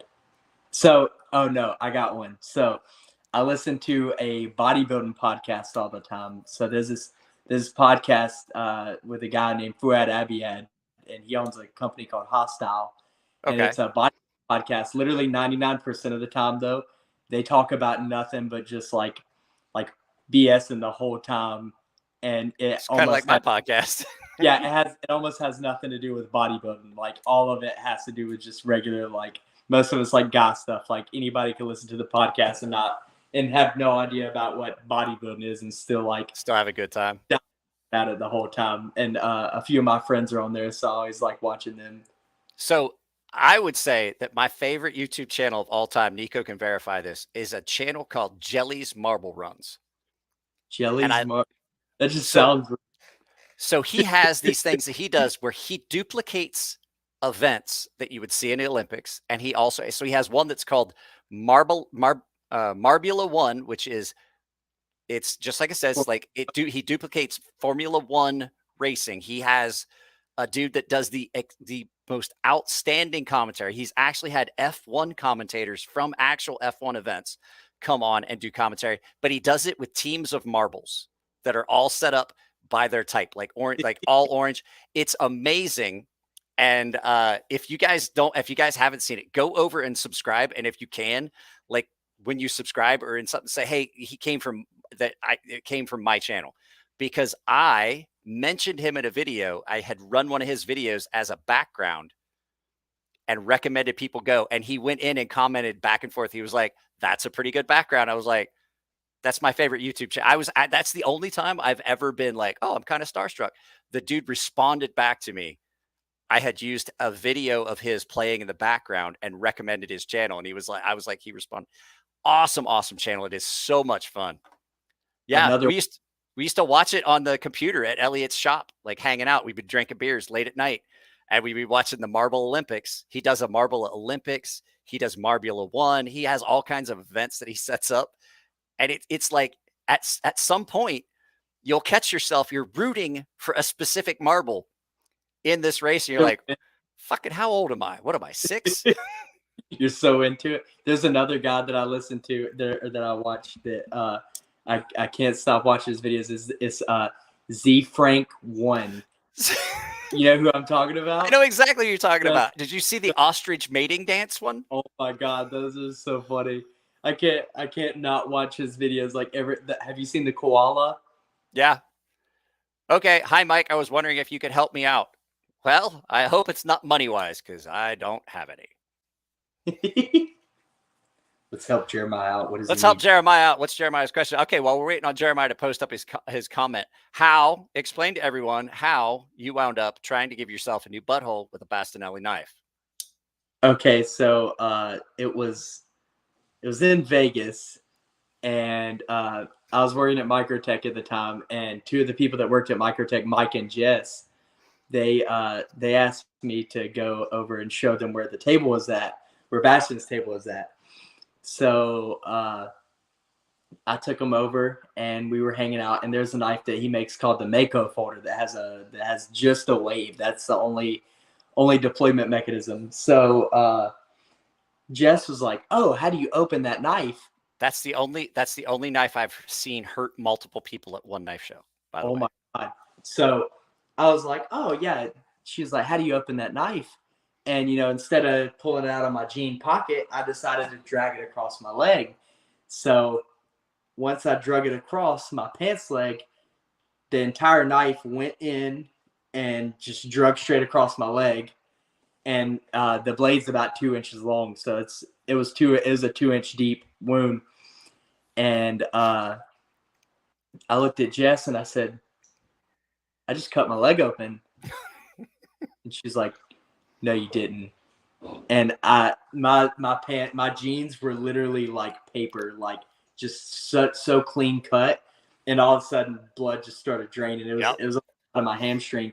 And Mike goes, "Oh God, I'm gonna go get his parents."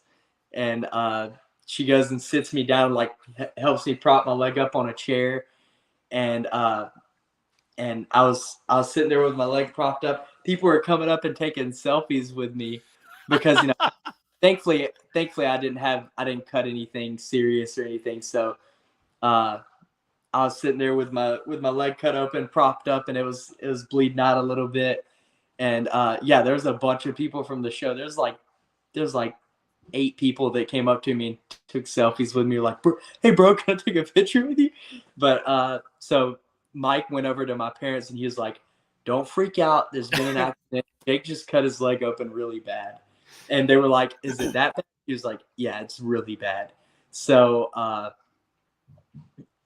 was sitting there looking at my leg and I was like, "This doesn't look too good." And this was right after the Mandalay Bay shooting. So yeah. So there was armed security in the Vegas hotel that we made friends with literally like an hour earlier. They came by and they bought some microtechs and stuff like that with the service program. And so let me plug my phone in here real quick. So they walked back around and they wouldn't allow us to leave. So they said, "We don't want to be held liable for your injury, so you're not allowed to leave the hotel." What the fuck? Yeah, so Planet Hollywood wouldn't allow me to leave the hotel because I cut my leg up, and they're like, "We're not going to be held liable for this, so we're going to send the paramedics here." So I'd sat there for 30 minutes with my leg open, and thankfully, do you know who Sohal is? No, I don't think so. So Sohal, he goes to all the shows. He's a collector, but he's also an EMT. So he came by and took a look at it. He helped me put sutures on it and everything, clean the wound and everything, helped me put sutures on it. So it'd been 30 minutes, and the hotel manager came and was like, "Oh yeah, your leg's cut open." And he's like, "Well, I guess we better get a paramedic in here." And then the paramedic showed up 30 minutes later, so it had been an hour, and they were like, "Okay, yeah, we're about to have to call an ambulance." And it was an hour and a half before the ambulance got there, but the security guards from the hotel came over and they said, "Hey, we know you're about to get in this ambulance." He said, "They're going to charge $1,000 to your room without telling you if you accept the ambulance, but the hospital is literally a block away." He's like, "So if you accept, or if you just turn down the ambulance, then you can just get in an Uber and literally go straight to the hospital, like instead of having to worry about paying $1,000." So I signed the waiver after an hour and a half of sitting there until the paramedics are there.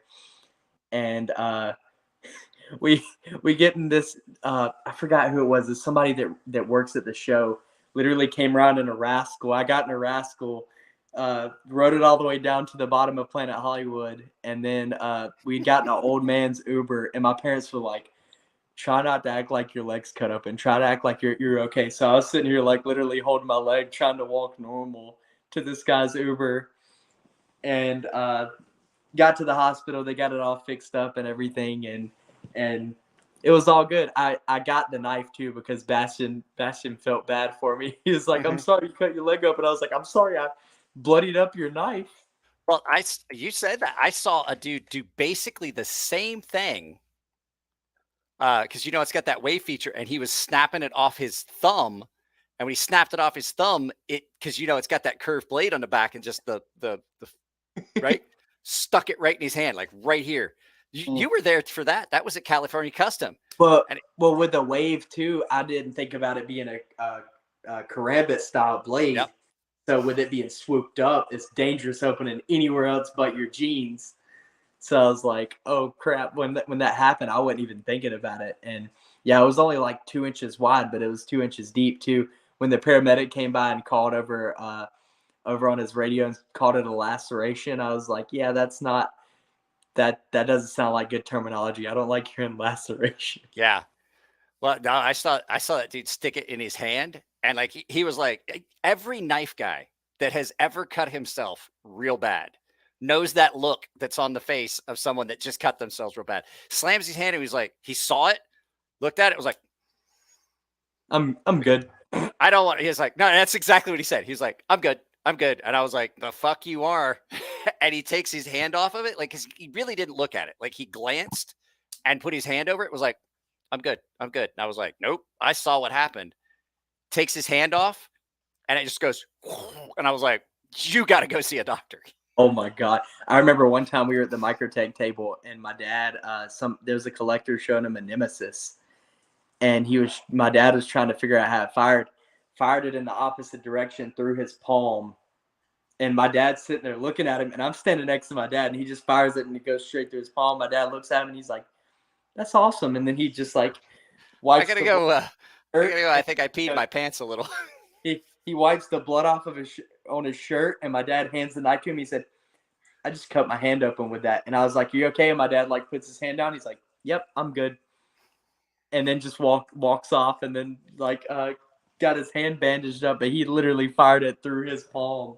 And it was like, sorry for cutting myself with your knife. I'm sending a message here. Jeremiah, DM me on that. I don't know why I'm bothering typing it. Like, honestly, I shouldn't have gotten into this. I was like, oh, I need to type it to him. I was like, he can hear me. I'll tell you what I did. Here recently. And my buddy Tino was here for it. He made a fillet knife. He got one of those kits with the blanks and all that stuff. And then he made handles out of some really, really good stabilized wood he had. And he's like, hey, this is a gift. I want you to sharpen it so it's good and sharp. And I was like, okay, no problem. And you guys, everybody's seen how I sharpen with the small stone in my hand. And I was watching TV like I typically do. And that fucking knife slipped off the stone. And when I went back, I was off the stone. So I went under the stone, and it went in here, and it came out over here on the back. And I was like this. And I was like, Nico was like, you okay? Or Tino was like, are you okay? I was like, nah, I just stabbed myself pretty good. And I took my hand away, and he goes, why is it bleeding in two places? I was like, that's because it went all the way through. And he was like, and it was like in, like, you can still see it. It's like, it went all the way through, and like, it's recessed. And he was like, but it was like 1.25 inches of flesh, just all the way through. And Jim Skelton and I was talking about it. He was like, he's like, oh, you did it too? He's like, welcome to doing knife stuff. And I was like, yeah, I got myself really good, like right through the meaty part of the thumb. Thomas Mata is asking where that knife is at. That's in my next episode. It's off Summers. Not sure where.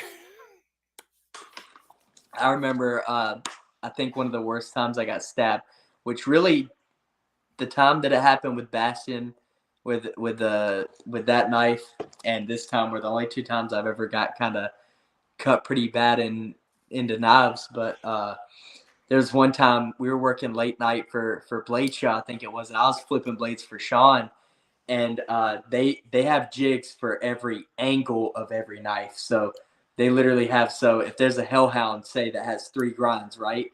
They literally have a jig for the main bevel, they have a jig for the swedge, and they have a jig for the top, like the very tip of it. That makes sense. So me and Sean were working on, I was flipping for him, and he's grinding the tips, and he sits it down, and we're just going through it really fast. And like I said, Sean can grind in a matter of like a few seconds. He's so ridiculously fast. You have to like work overtime trying to catch up with how fast he is. So as he was going in to put this knife down, the Hellhound, I was going in to grab it, and it literally stabs in the web of my finger. Like it goes like almost half an inch deep into the web of my finger, and it went in, and it was hot too. So it stabs my finger, and I look at him, and he looks at me, and I go, ah! And I have my mask on, so I'm like screaming under my mask, and he's like, "Are you good?" And I was like, "I'm good." I was like, kind of hold my hand, and he's like, "I'm so sorry." He's like, "I didn't mean to." I was like, "I was trying to work through it fast." I was like, "No, it's my fault." I said, "We're both going in for it." I think the worst I ever got myself, I was making, you remember those little kiridashis that I made, the little Viper kiridashis Oh, for yeah. the neck knives? I was making one of those, and I had a customer, and he told the entire time he's like, "No, I'm good. I don't want a lanyard hole. I don't want a lanyard hole. I don't want a lanyard hole." So I get it heat treated. I get it ground. It's already sharp. And he goes, I changed my mind. I want a lanyard hole. And I was like, and so I clamped it down. I know, like, fighting kind of good on the drill press, and I got a carbide bit, and I was just kind of easing my way into it, and that carbide chipped, like the tip chipped off of it, and it caught, and it spun that thing around, and it cut my thumb open so bad I had to have emergency surgery because I hit the tendon. But they didn't have an anesthesiologist, and I'm allergic to Novocaine. They did it. I talked them into doing it without any anesthesia. Oh, like 17 stitches total. That does not sound fun at all. And it wasn't so much the stitches. It was the fact that to get to the tendon, they had to pry it apart. So they had retractors in there, like spreading it open to get in there to do the micro stitches on the sleeve for the tendon. That's early. It was a long 2 hours. Let's put it that way. I think the worst thing I've seen in the knife community is this one guy that collected microtex. He fired a dragon slayer from one side of his hand into the other. I've seen guys that have done the, like, oh, I'm going to see how bad an auto hits. And I know it's not going to like really fuck you up bad, but still it doesn't look like it's pleasant.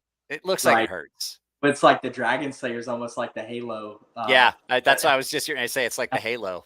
It's not, it has like no stop to it at all. So it just drove straight through his hand. And I was like, oh, that does not look good at all. So Tom Motto was talking about this. Yeah, this is a big knife. This is a big knife. I like it, but it is big. That's one of the things you're going to hear on Monday. I'm not going to give out any secrets. So, well, I'll tell you what, this has been a blast. It's already been 2 hours, which is where I usually limit my live feeds to. So you are welcome to come back anytime. And I tell your dad, I would love to get him on the podcast, even it's just so I can talk to him. It has nothing to do. Jake, if you guys don't follow Jake on Instagram, you absolutely should. You should track down some of his knives that I'm pretty sure floating around out there that are really well. That fixed blade that you've got is amazing. Which one? The first one, that one that you brought to USN that time. I love that knife. Thank you. Yeah, I got another one I'm working on now. It actually has temporary hardware in it, but this is the Javelin. Oh, look at that. Looks like obsidian. Yeah, it's dark acid stonewash, so it's really, really dark because it's 3V. Oh, I'm talking about the rock pattern that you got on it. Oh yeah, I did a rock pattern. Yeah, it's a little old up and it has temporary hardware in it, but yeah. So, well, I'll tell you what, I'm going to let you go. You got to get some rest. You better start stockpiling on rest because I don't know if they told you yet. Don't plan on getting any sleep in the first 6 months. I'm not planning on that. I already know where this is going. and then for the 2 years after that, don't plan on getting any sleep either, because they're like little ninjas. Don't think you're going to have any time.